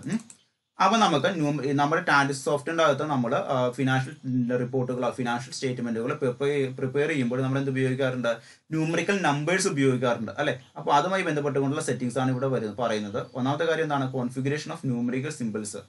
നമ്മൾ ന്യൂമറിക്കൽ നമ്പറോ അല്ലെങ്കിൽ ന്യൂമറിക്കൽ നമ്പറൊക്കെ ഉപയോഗിക്കുമ്പോൾ അതുമായി ബന്ധപ്പെട്ടുള്ള സിമ്പിൾ കോൺഫിഗറേഷൻസ് ആണ് ഇവിടെ പറയുന്നത്. പിന്നെ എന്താ പറഞ്ഞേക്കുന്നത്, use underscore to denote space. അതായത് നമ്മൾ നമ്പറുകളൊക്കെ ഇടുമ്പോൾ നമ്മളിങ്ങനെ സ്പേസോ അല്ലെങ്കിൽ വേറെ എന്തെങ്കിലും കാര്യം ഉപയോഗിക്കുമ്പോൾ നമുക്ക് അതിന് പകരം നമുക്ക് എന്ത് ഉപയോഗിക്കാം, സ്പേസ് കീബോർഡിൽ സ്പേസ് ബാർ ഉപയോഗിക്കുന്നതിന് പകരം നമുക്ക് കീബോർഡിൽ അണ്ടർസ്കോർ ഉപയോഗിച്ചുകൊണ്ട് സെപ്പറേറ്റ് ചെയ്യാമെന്നാണ് പറഞ്ഞേക്കുന്നത്. അത് എങ്ങനെയാണെന്ന് നമുക്ക് ഉപയോഗിച്ച് മനസ്സിലാക്കാം. അത് പ്രാക്ടിക്കൽ ലാബിൽ വരുമ്പോൾ നമുക്കത് ചെയ്ത് നോക്കാം. പിന്നെ പറഞ്ഞേക്കുന്ന കാര്യമാണ് symbols to use for positive numbers. അതായത് നമ്മൾ ഈ പോസിറ്റീവ് ആയിട്ടുള്ള നമ്പേഴ്സൊക്കെ നമ്മൾ ഫിനാൻഷ്യൽ റിപ്പോർട്ടുകൾ ഫിനാൻഷ്യൽ സ്റ്റേറ്റ്മെന്റിൽ ഉപയോഗിക്കുമ്പോൾ എന്തൊക്കെ തരത്തിലുള്ള സയൻസ് ആണ് പ്രധാനമായിട്ടും ഉപയോഗിക്കേണ്ടതെന്നാണ് പറഞ്ഞേക്കുന്നത്. അത് നമുക്ക് ഓരോന്ന് വായിച്ചു നോക്കാം. സിമ്പിൾ ബിഫോർ നമ്പർ പ്രിഫിക്സ് എന്ന് വെച്ച് കഴിഞ്ഞാൽ അപ്പോൾ ഇവിടെ പറഞ്ഞേക്കുന്ന കാര്യം സിമ്പിൾസ് ബിഫോർ നമ്പർ പ്രിഫിക്സ്. അതായത് പോസിറ്റീവ് നമ്പർ ആണെങ്കിൽ നമ്മൾ സാധാരണ രീതിയിൽ നമ്മൾ ഫിനാൻഷ്യൽ റിപ്പോർട്ട്സിലൊക്കെ നമ്മൾ കൊടുക്കുന്നത് പ്ലസ് ചിഹ്നമാണ് പോസിറ്റീവ് നമ്പറിന് കൊടുക്കുന്നത്. ഇതേ സെയിം രീതിയിൽ എന്താണ് തൊട്ട് താഴെ പറയുന്നുണ്ട് symbols to use for negative numbers. Financial റിപ്പോർട്ട്സിലൊക്കെ വരുമ്പോൾ നമുക്ക് പ്രോഫിറ്റ് എന്നുള്ളത് നെഗറ്റീവ് അല്ല, പ്രോഫിറ്റ് നമ്മൾ പോസിറ്റീവ് ഫിഗർ ഉപയോഗിച്ച് പോസിറ്റീവ് നമ്പറാണ് ഒരു ബിസിനസ് ഓർഗനൈസേഷൻ സംബന്ധിച്ചിടത്തോളം. അപ്പോൾ പോസിറ്റീവ് ആണെങ്കിൽ നമ്മൾ പ്ലസ് ചിഹ്നം ഉപയോഗിക്കും. ഇനി ഏത് തരത്തിൽ നെഗറ്റീവ് ഇപ്പോൾ ലോസ് മുതലായിട്ടുള്ള കാര്യങ്ങളൊക്കെ ആണെങ്കിൽ നമ്മൾ ഫിനാൻഷ്യൽ റിപ്പോർട്ടുകൾ സംഭവിക്കുന്നതെങ്കിൽ നമ്മൾ ഉപയോഗിക്കുന്ന സൈൻ എന്ന് പറയുന്നത് നെഗറ്റീവ് സിമ്പിൾ ആയിരിക്കും ഉപയോഗിക്കുക. ഓക്കെ, അതായത് ഒരു മൈനസ് ചിഹ്നമായിരിക്കും ഉപയോഗിക്കുക. അപ്പോൾ സിമ്പിൾസ് ബിഫോർ നമ്പർ എന്ന് പറയുന്നത് നെഗറ്റീവ് നമ്പർ ആണെങ്കിലോ മൈനസ് ചിഹ്നമായിരിക്കും ഉപയോഗിക്കുക, പോസിറ്റീവ് നമ്പർ ആണെങ്കിലോ നമ്മൾ പ്ലസ് ചിഹ്നമായിരിക്കും ഉപയോഗിക്കുക എന്നാണ് പറഞ്ഞേക്കുന്നത്. പിന്നെ പറഞ്ഞേക്കുന്നത് അപ്പോൾ നമ്മൾ ഇവിടെ നോക്കുക symbols to use for positive number. അതായത് ഫിനാൻഷ്യൽ സ്റ്റേറ്റ്മെന്റുകളിൽ ഫിനാൻഷ്യൽ റിപ്പോർട്ടുകളിലൊക്കെ നമ്മൾ എഴുതുന്നത് ഒരു പോസിറ്റീവ് എമൗണ്ട് ആണെങ്കിൽ നമ്മൾ ഏത് ചിഹ്നം ഉപയോഗിച്ചായിരിക്കും കാണിക്കുന്നത്, അതിനെ പ്ലസ് ചിഹ്നം ഉപയോഗിച്ചുകൊണ്ടായിരിക്കും ടാലി സോഫ്റ്റ്വെയറിന്റെ അകത്ത് കാണിക്കുന്നത്. ദെൻ അടുത്ത കാര്യം ചോദിച്ചേക്കുന്നത് symbols to use for negative number. Financial റിപ്പോർട്ടുകളോ ഫിനാൻഷ്യൽ സ്റ്റേറ്റ്മെന്റുകളോ ബില്ലുകളോ എഴുതുമ്പോൾ അതിൻ്റെ അകത്ത് എന്തെങ്കിലും തരത്തിൽ നെഗറ്റീവ് നമ്പേഴ്സ് നമ്മൾ ഉപയോഗിക്കുകയാണെങ്കിൽ അതിനെ റെപ്രസെന്റ് നമ്മൾ ഉപയോഗിക്കുന്ന ഫിഗർ ആണെന്ന് പറയുന്നത് മൈനസ് ചിഹ്നം എന്ന് പറയുന്നത്. ദെൻ ഇനി അടുത്തതാണ് symbols to use debit amount. അതായത് നമ്മൾ ഡെബിറ്റ് ക്രെഡിറ്റ് ടൈം ഉപയോഗിച്ചുകൊണ്ടാണല്ലോ നമ്മുടെ അക്കൗണ്ട് റൂൾ നമ്മുടെ അക്കൗണ്ട് റൂൾ എന്ന് പറയുന്നത് ഡെബിറ്റ് ഈസിക്കൽ ടു ക്രെഡിറ്റ് ആ ഒരു ഫോർമാറ്റിൽ നമ്മൾ അക്കൗണ്ട് റൂൾ ഉപയോഗിക്കുന്നത് അല്ലേ. അപ്പോൾ നമ്മൾ ഡെബിറ്റ് എമൗണ്ട് വരുമ്പോൾ നമ്മൾ ഉപയോഗിക്കുന്നത് ഏത് തരത്തിലുള്ള സിമ്പിളാണ്, DR എന്ന് പറഞ്ഞ സിമ്പിളാണ് നമ്മൾ ഉപയോഗിക്കുന്നത്. ഇനി ക്രെഡിറ്റ് എമൗണ്ട് നമ്മൾ ഫിനാൻഷ്യൽ റിപ്പോർട്ടുകളോ ഫിനാൻഷ്യൽ സ്റ്റേറ്റ്മെന്റിലോ വരുമ്പോൾ നമ്മൾ എന്താ ഉപയോഗിക്കുന്നത്, നമ്മൾ ആ ക്രെഡിറ്റ് എമൗണ്ട് റെപ്രസെന്റ് നമ്മൾ ഉപയോഗിക്കുന്നത് CR ആയിരിക്കും. ഈ ഒരു ഫോർമാറ്റാണ് ഇവിടെ പറഞ്ഞേക്കുന്നത്. അപ്പോൾ ഈ കൊടുത്തിരിക്കുന്ന കാര്യങ്ങൾ നമുക്ക് ഓരോന്നും വേണമെങ്കിൽ കോൺഫിഗർ ചെയ്ത് മാറ്റാമെന്നാണ് പറഞ്ഞേക്കുന്നത്. DRന് പകരം വേറെ എന്തെങ്കിലും ഉപയോഗിക്കാം, ക്രെഡിറ്റ് എമൗണ്ടിന് പകരം CR ഉപയോഗിക്കുന്നതിന് പകരം വേറെ എന്തെങ്കിലും തരത്തിലുള്ള സിമ്പിൾസ് ഉപയോഗിക്കാമെന്നാണ് പറഞ്ഞേക്കുന്നത്. അപ്പോൾ ഇങ്ങോട്ട് നോക്കുക symbols to use for debit amount ആണെങ്കിൽ നമ്മൾ ഫിനാൻഷ്യൽ റിപ്പോർട്ടുകളിലും ഫിനാൻഷ്യൽ സ്റ്റേറ്റ്മെന്റുകളിലും നമ്മൾ ഡെബിറ്റ് എമൗണ്ട് സംഭവിച്ചു കഴിഞ്ഞാൽ ഡെബിറ്റ് എമൗണ്ട് ഉണ്ടായി കഴിഞ്ഞാൽ നമ്മൾ ഉപയോഗിക്കുന്ന ആ ഒരു ഡെബിറ്റ് എമൗണ്ട് ആണ് എന്ന് മനസ്സിലാക്കാൻ വേണ്ടി നമ്മൾ ഉപയോഗിക്കുന്ന സിമ്പിളാണ് DR എന്ന് പറയുന്നത്. Then symbols to use for credit amount. അതായത് നമ്മൾ ക്രെഡിറ്റ് എമൗണ്ടുകൾ വല്ലതും ക്രെഡിറ്റ് ചെയ്യുകയോ അല്ലെങ്കിൽ ക്രെഡിറ്റ് ട്രാൻസാക്ഷൻസ് വല്ലതും സംഭവിക്കുകയാണെങ്കിൽ അത്തരത്തിലുള്ള എമൗണ്ടുകൾ റെപ്രസെന്റ് കാണിക്കാൻ വേണ്ടി ഫിനാൻഷ്യൽ സ്റ്റേറ്റ്മെന്റുകളിലും ഫിനാൻഷ്യൽ റിപ്പോർട്ടുകളിലും നമ്മൾ ഉപയോഗിക്കുന്ന സിമ്പിൾ CR ആണ്. ഇത്രയും കാര്യങ്ങളാണ് പ്രധാനമായിട്ടും ഇവിടെ വരുന്നത് നമ്മുടെ ന്യൂമറിക് സിമ്പിൾസ് ഫോർമാറ്റിൽ വരുന്നത്. ഓക്കെ, ഇനി അടുത്തൊന്നാണ് ആക്ട്സ് വിത്ത് ഇൻവെന്ററി ഇൻഫോ എന്ന് പറയുന്നത്. എന്ന് വെച്ച് കഴിഞ്ഞാൽ നമ്മൾ സ്റ്റോക്ക് മാനേജ്മെന്റുമായി ബന്ധപ്പെട്ടുകൊണ്ടുള്ള ഏതെങ്കിലും തരത്തിലുള്ള ഫിനാൻഷ്യൽ റിപ്പോർട്ടുകളോ അല്ലെങ്കിൽ സ്റ്റോക്ക് മാനേജ്മെന്റുമായി ബന്ധപ്പെട്ടുകൊണ്ടുള്ള മറ്റേതെങ്കിലും റിപ്പോർട്ടുകൾ നമ്മൾ തയ്യാറാക്കുമ്പോൾ നമ്മൾ ഉപയോഗിക്കേണ്ട പ്രധാനപ്പെട്ട സെറ്റിംഗ്സുകളാണ് ഇതിൻ്റെ അകത്ത് പറയുന്നത്. സ്റ്റോക്ക് റിപ്പോർട്ടുകൾ സ്റ്റോക്കിന്റെ ട്രാൻസാക്ഷനുമായി ബന്ധപ്പെട്ടുകൊണ്ടോ അല്ലെങ്കിൽ സ്റ്റോക്ക് എൻട്രി ചെയ്യുന്നതുമായി ബന്ധപ്പെട്ടുകൊണ്ടുള്ള എന്തെങ്കിലും തരത്തിലുള്ള കാര്യങ്ങൾ നമ്മൾ ടാലി സോഫ്റ്റ്വെയറിൻ്റെ അകത്ത് എൻട്രി ചെയ്യുമ്പോൾ നമ്മൾ ഉപയോഗിക്കേണ്ട സിമ്പിൾസ് സയൻസ് അതുപോലെ തന്നെ എന്തൊക്കെ തരത്തിലുള്ള സ്റ്റോക്ക് ഐറ്റത്തിന്റെ പേര് കൊടുക്കുമ്പോൾ എന്തൊക്കെ തരത്തിലുള്ള കാര്യങ്ങൾ ശ്രദ്ധിക്കണം ആ മുതലായ കാര്യങ്ങൾ എങ്ങനെയാണ് കൊടുക്കേണ്ടത് എന്നുള്ള ഒരു സെറ്റിംഗ്സ് ആണ്. ആ ഒരു കാര്യമാണ് ഇവിടെ പറയുന്നത് ഇൻവെന്ററി ഇൻഫോ എന്ന് പറയുന്ന സെറ്റിംഗ്സിന്റെ അകത്ത് ക്ലിയർ ആയിട്ട് പറയുന്നത്. നമുക്ക് ഓരോന്നിട്ട് വായിച്ചു നോക്കാം. ഇതെന്താണ് ഞാൻ ഇൻവെന്ററി ഇൻഫോ അഥവാ ഇൻവെന്ററി F12 കോൺഫിഗറേഷൻ ജസ്റ്റ് ഒന്ന് എടുക്കുവാണ്. അതിൻ്റെ ഉള്ളിൽ പറഞ്ഞിരിക്കുന്ന കാര്യമാണ് ഇതൊരു മാസ്റ്റേഴ്സ് കോൺഫിഗറേഷൻസ് ആണ്. ഇതിൻ്റെ അകത്ത് പറഞ്ഞിരിക്കുന്ന കാര്യം എന്താണ്, provide aliases along with names. അതായത് നമ്മൾ ഒരു ബിസിനസ് ഓർഗനൈസേഷനിലെ സ്റ്റോക്സിന്റെ മൂവ്മെന്റ്സുമായി ബന്ധപ്പെട്ടുകൊണ്ട് സ്റ്റോക്സിന്റെ മൂവ്മെന്റ്സ് എങ്ങനെ ഉണ്ടാകുന്നത്, സ്റ്റോക്ക് ബിസിനസ് ഓർഗനൈസേഷൻ പർച്ചേസ് ചെയ്യുമ്പോഴോ അല്ലെങ്കിൽ സ്റ്റോക്ക് കസ്റ്റമേഴ്സിന് സെയിൽ ചെയ്യുമ്പോഴോ നമ്മൾ എന്ത് ചെയ്യുന്നു, അവിടെ സ്റ്റോക്കിന്റെ മൂവ്മെന്റ്സ് ഉണ്ടാകുന്നു അല്ലെ. അപ്പൊ ആ സ്റ്റോക്കിന്റെ മൂവ്മെന്റ്സുമായി ബന്ധപ്പെട്ടുകൊണ്ട് നമ്മൾ ബില്ലുകളോ അല്ലെങ്കിൽ ട്രാൻസാക്ഷനുകളോ പോസ്റ്റ് ചെയ്യുമ്പോൾ സ്റ്റോക്കിന്റെ ഒപ്പം തന്നെ സ്റ്റോക്കിന്റെ വട്ടപ്പേരും വേണം, അല്ലെങ്കിൽ സ്റ്റോക്കിന്റെ സെക്കൻഡ് നെയിമും ഇൻക്ലൂഡ് ചെയ്യണോ, അല്ലെങ്കിൽ കമ്പനിയുടെ പേരും കമ്പനിയുടെ സെക്കൻഡ് നെയിം ഇൻക്ലൂഡ് ചെയ്യണമോ എന്നാണ് ചോദിച്ചേക്കുന്നത്. ബില്ലുകളൊക്കെ പ്രിപ്പയർ ചെയ്യുമ്പോഴോ അല്ലെങ്കിൽ സ്റ്റോക്കുമായി ബന്ധപ്പെട്ടുള്ള സ്റ്റോക്ക് രജിസ്റ്ററിൽ സ്റ്റോക്കിന്റെ പേര് ഇൻക്ലൂഡ് ചെയ്യുമ്പോഴോ അല്ലെങ്കിൽ റൈറ്റ് ചെയ്യുമ്പോഴോ നമ്മൾ സ്റ്റോക്കിന്റെ സെക്കൻഡ് നെയിം അല്ലെങ്കിൽ വട്ടപ്പേര് കൊടുക്കണോ എന്നാണ് ചോദിച്ചേക്കുന്നത്. Then provide language aliases for name എന്ന് വെച്ച് കഴിഞ്ഞാൽ നമ്മുടെ നമ്മൾ എന്താണോ അല്ലെങ്കിൽ സ്റ്റോക്കിന്റെ സെക്കൻഡ് നെയിം ഏത് ഭാഷയിലാണോ ടൈപ്പ് ചെയ്തേക്കുന്നത്, ചിലപ്പോൾ മലയാളത്തിലായിരിക്കാം, ചിലപ്പോൾ ഇംഗ്ലീഷിലായിരിക്കാം.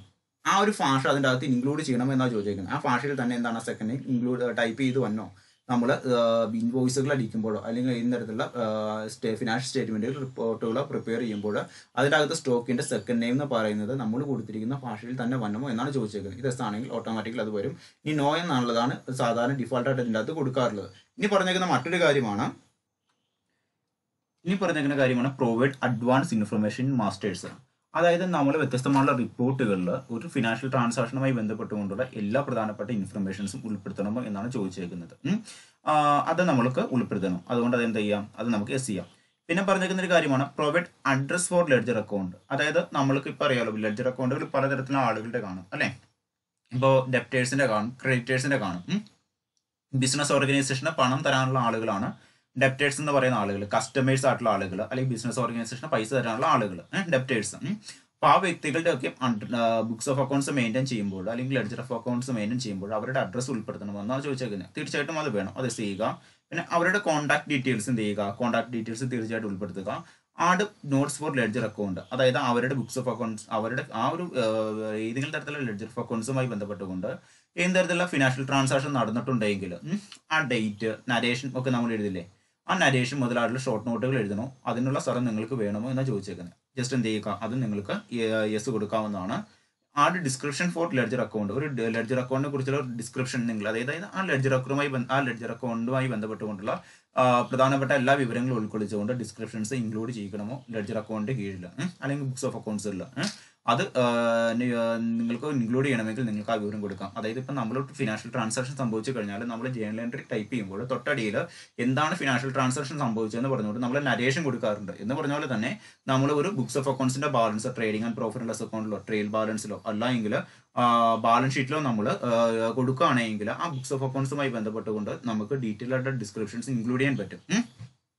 ഇനി സ്റ്റോക്ക് ഐറ്റവുമായി ബന്ധപ്പെട്ടുള്ള കാര്യമാണ് hello advanced entries in masters എന്ന് വെച്ച് കഴിഞ്ഞാൽ, അതായത് hello advanced entries in masters, അതായത് നമ്മൾ സാധാരണ രീതിയിൽ നമ്മൾ ഇപ്പോൾ ഒരു സ്റ്റോക്ക് ഐറ്റം പർച്ചേസ് ചെയ്യുന്നത് നമ്മൾ കാണിക്കാറുണ്ട്. നമ്മൾ പർച്ചേസ്ഡ് സ്റ്റോക്ക് ഐറ്റം ബിസിനസ് ഓർഗനൈസേഷനിലെ ട്രാൻസാക്ഷനുകൾ സ്റ്റോക്ക് ഐറ്റവുമായി ബന്ധപ്പെട്ടുകൊണ്ടുള്ള ട്രാൻസാക്ഷനുകൾ സംഭവിക്കുമ്പോൾ നമ്മൾ ബുക്സ് ഓഫ് അക്കൗണ്ട്സ് ഒക്കെ മെയിൻറ്റെയിൻ ചെയ്യാറില്ലേ. അപ്പോൾ ഏത് സ്റ്റോക്ക് ഐറ്റമാണ് പർച്ചേസ് ചെയ്തത് അതുമായി ബന്ധപ്പെട്ടുകൊണ്ടുള്ള ഇൻഫർമേഷൻസ് ആ ഒരു ജേണൽ എൻട്രി എഴുതുന്ന സമയത്തോ അല്ലെങ്കിൽ ലെഡ്ജർ ഓഫ് അക്കൗണ്ട് മെയിൻറ്റെയിൻ ചെയ്യുന്ന സമയത്തോ ഇൻക്ലൂഡ് ചെയ്യണമെന്നാണ് ചോദിച്ചേക്കുന്നത്. അത് നമുക്ക് കൊടുക്കാൻ കുഴപ്പമില്ല. പിന്നെ എന്താ പറഞ്ഞിരിക്കുന്നത്, provide part number for stock items, add descriptions for stock items മുതലായിട്ടുള്ള കാര്യങ്ങളൊക്കെ സ്റ്റോക്ക് ഐറ്റം ക്രിയേഷനുമായി ബന്ധപ്പെട്ടുകൊണ്ട് ബുക്സ് ഓഫ് അക്കൗണ്ട്സുകളോ ഫിനാൻഷ്യൽ റിപ്പോർട്ടുകളോ പ്രിപ്പയർ ചെയ്യുമ്പോൾ കൊടുക്കണം എങ്കിൽ നമുക്കത് എസ് ആക്കി കൊടുക്കാം. പിന്നെ എന്താണ് add remark for stock items, അതായത് ഒരു പർട്ടിക്കുലർ നമുക്ക് കുട്ടികളൊക്കെ പറ്റി നമ്മൾ റീമാർക്ക് എഴുതാറില്ല അധ്യാപകർ, അന്ന് പറഞ്ഞ പോലെ തന്നെ നമുക്ക് എന്ത് ചെയ്യാൻ പറ്റും, നമുക്ക് ഒരു സ്റ്റോക്ക് ഐറ്റമായി ബിസിനസ് ഓർഗനൈസേഷനിൽ വാങ്ങുകയും വിൽക്കുകയും ചെയ്യുന്ന സ്റ്റോക്ക് ഐറ്റമായി ബന്ധപ്പെട്ടുകൊണ്ട് എന്തെങ്കിലും തരത്തിലുള്ള റീമാർക്സോ അങ്ങനെയുള്ള എന്തെങ്കിലും കാര്യങ്ങൾ കൊടുക്കണമെങ്കിൽ നമുക്കത് കൊടുക്കാം. Then use alternative unit for stock items, അതായത് ഒരു സ്റ്റോക്ക് ഐറ്റത്തിനെ രണ്ട് രീതിയിൽ നമുക്ക് അളക്കാൻ വേണമെങ്കിൽ, ഇപ്പോൾ നമ്മൾ റൈസ് എന്ന് പറയുന്ന ഒരു പ്രൊഡക്റ്റിനെ നമുക്ക് ഒരു കിലോയ്ക്ക് ഒരു കിലോയ്ക്ക് മുകളിലാണെങ്കിൽ നമ്മൾ കെ ജി എന്ന് പറഞ്ഞളക്കും അല്ലെ, ഒരു കിലോയ്ക്ക് താഴെ വന്നു കഴിഞ്ഞാൽ നമ്മൾ ഗ്രാം എന്ന് പറഞ്ഞളക്കും അല്ലെ. അപ്പോൾ ആ ഒരു റൈസ് എന്ന് പറയുന്ന ഐറ്റത്തെ തന്നെ രണ്ട് രീതിയിലുള്ള യൂണിറ്റ് ഓഫ് മെഷർ കൊണ്ട് അളക്കാറുണ്ട് നമ്മൾ. അപ്പോൾ അങ്ങനെയുള്ള സ്റ്റോക്ക് ഐറ്റം ക്രിയേറ്റ് ചെയ്യുമ്പോൾ അതിന്റെ ആവശ്യമുണ്ടെങ്കിൽ നമ്മൾ എന്ത് ചെയ്യുക, അങ്ങനെ നമുക്ക് ക്രിയേറ്റ് ചെയ്ത് കൊടുക്കാം. Then enable standard rate for stock items, അതായത് നമ്മൾ ഒരു സ്റ്റോക്ക് ഐറ്റം നമ്മൾ വാങ്ങിക്കുന്നത് 10 രൂപയ്ക്കാണെങ്കിൽ അത് വിൽക്കുന്നത് 12 രൂപയ്ക്കായിരിക്കും. അപ്പോൾ ഇങ്ങനെ ഓരോ സ്റ്റോക്ക് ഐറ്റം വാങ്ങിയിട്ട് വിൽക്കുന്ന റേറ്റ് നമുക്ക് ഓട്ടോമാറ്റിക്കലി സെറ്റ് ചെയ്ത് കൊടുക്കാൻ പറ്റും. അത് നമുക്ക് എന്താണ് പർച്ചേസ് ചെയ്ത സാധനം സെയിൽ ചെയ്യുമ്പോൾ അതുമായി ബന്ധപ്പെട്ടുള്ള ട്രാൻസാക്ഷൻസ് നടത്തുമ്പോൾ അതുമായി ബന്ധപ്പെട്ടുകൊണ്ടുള്ള ഫിനാൻഷ്യൽ റിപ്പോർട്ടുകൾ തയ്യാറാക്കുന്നതിൽ നമ്മളെ സഹായിക്കുന്ന ഒന്നാണിത്. Then specific default ledger allocation for invoicing, അതായത് എന്താണ് നമുക്ക് ലെഡ്ജർ ഇല്ലാതെ തന്നെ നമുക്ക് എന്ത് ചെയ്യാൻ പറ്റും, നമുക്ക്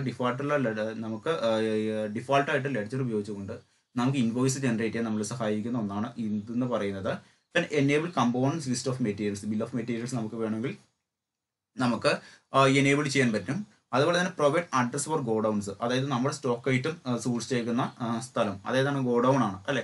അപ്പോൾ സ്റ്റോക്ക് ഐറ്റമായി ബന്ധപ്പെട്ടുകൊണ്ടുള്ള ഫിനാൻഷ്യൽ ട്രാൻസാക്ഷൻസ് ഉണ്ടാകുമ്പോൾ ഇപ്പോൾ സ്റ്റോക്ക് ഐറ്റം ഏത് ഗോഡൗണിലേക്കാണ് പർച്ചേസ് ചെയ്ത് വന്നേക്കുന്നത് അല്ലെങ്കിൽ ഏത് ഗോഡൗണിലിരിക്കുന്ന സ്റ്റോക്ക് ഐറ്റമാണ് വിറ്റ് കളഞ്ഞേക്കുന്നത്, കസ്റ്റമേഴ്സിന് കൊടുത്തേക്കുന്നത്, ഈ മുതലായിട്ടുള്ള ഗോഡൗണിൻ്റെ അഡ്രസ്സ്, കൃത്യമായിട്ടുള്ള സ്റ്റോക്ക് ഐറ്റത്തിൻ്റെ മൂവ്മെൻറ്റ്സുമായി ബന്ധപ്പെട്ടുകൊണ്ടുള്ള ഫിനാൻഷ്യൽ റിപ്പോർട്ട്സിൽ കൃത്യമായിട്ട് നമുക്ക് കാണിക്കാൻ പറ്റും. ഓക്കെ, അപ്പോൾ ഈ കാര്യങ്ങളൊക്കെ നമുക്ക് സ്റ്റോക്ക് ഐറ്റവുമായി ബന്ധപ്പെട്ടുള്ള ട്രാൻസാക്ഷൻസ് വരുമ്പോൾ നിങ്ങൾക്ക് പഠിക്കാം. അപ്പോൾ നിങ്ങൾക്ക് സംശയം ഉണ്ടാകും ഈ ബിൽ ഓഫ് മെറ്റീരിയൽസ് എന്താണ്, അല്ലെങ്കിൽ കമ്പൗണ്ട് ലിസ്റ്റ് ഡീറ്റെയിൽസ് എന്താണ്, സ്റ്റാൻഡേർഡ് റേറ്റ് എന്താണ് എന്നൊക്കെയുള്ള കാര്യങ്ങൾ നിങ്ങൾ സംശയം ഉണ്ടാകും. പേടിക്കേണ്ട, ഇതൊക്കെ നിങ്ങൾക്ക് പുസ്തകത്തിൽ പഠിക്കാനുള്ള കാര്യമാണ്. ഓക്കെ, അപ്പോൾ ഈ തരത്തിലുള്ള കാര്യങ്ങൾ നിങ്ങൾക്ക് എനേബിൾ ചെയ്യാൻ നിങ്ങളെ സഹായിക്കുന്ന ഒന്നാണ് എന്ന് പറയുന്നത് F12 കോൺഫിഗറേഷൻ്റെ അകത്തെ ഇൻവെന്ററി കോൺഫിഗറേഷൻ എന്ന് പറയുന്ന ഓപ്ഷൻ. ഓക്കെ, ഇനി നമ്മൾ പഠിക്കാൻ പോകുന്ന മറ്റൊരു കാര്യമാണ് വൗച്ചർ എൻട്രി കോൺഫിഗറേഷൻസ് എന്ന് പറയുന്നത്. ഇനി അടുത്താണ് വൗച്ചർ എൻട്രി ഫോർമാറ്റ് എന്ന് പറയുന്നത്. അത് ജസ്റ്റ് F12 കോൺഫിഗറേഷൻ്റെ വിൻഡോയുടെ അകത്ത് വൗച്ചർ എൻട്രി എന്ന് പറഞ്ഞുകൊണ്ട് മെനു ഓപ്ഷൻ ഇടുന്നുണ്ട്. അത് ജസ്റ്റ് എന്ത് ചെയ്യുക, നമ്മൾ സെലക്ട് ചെയ്യുക.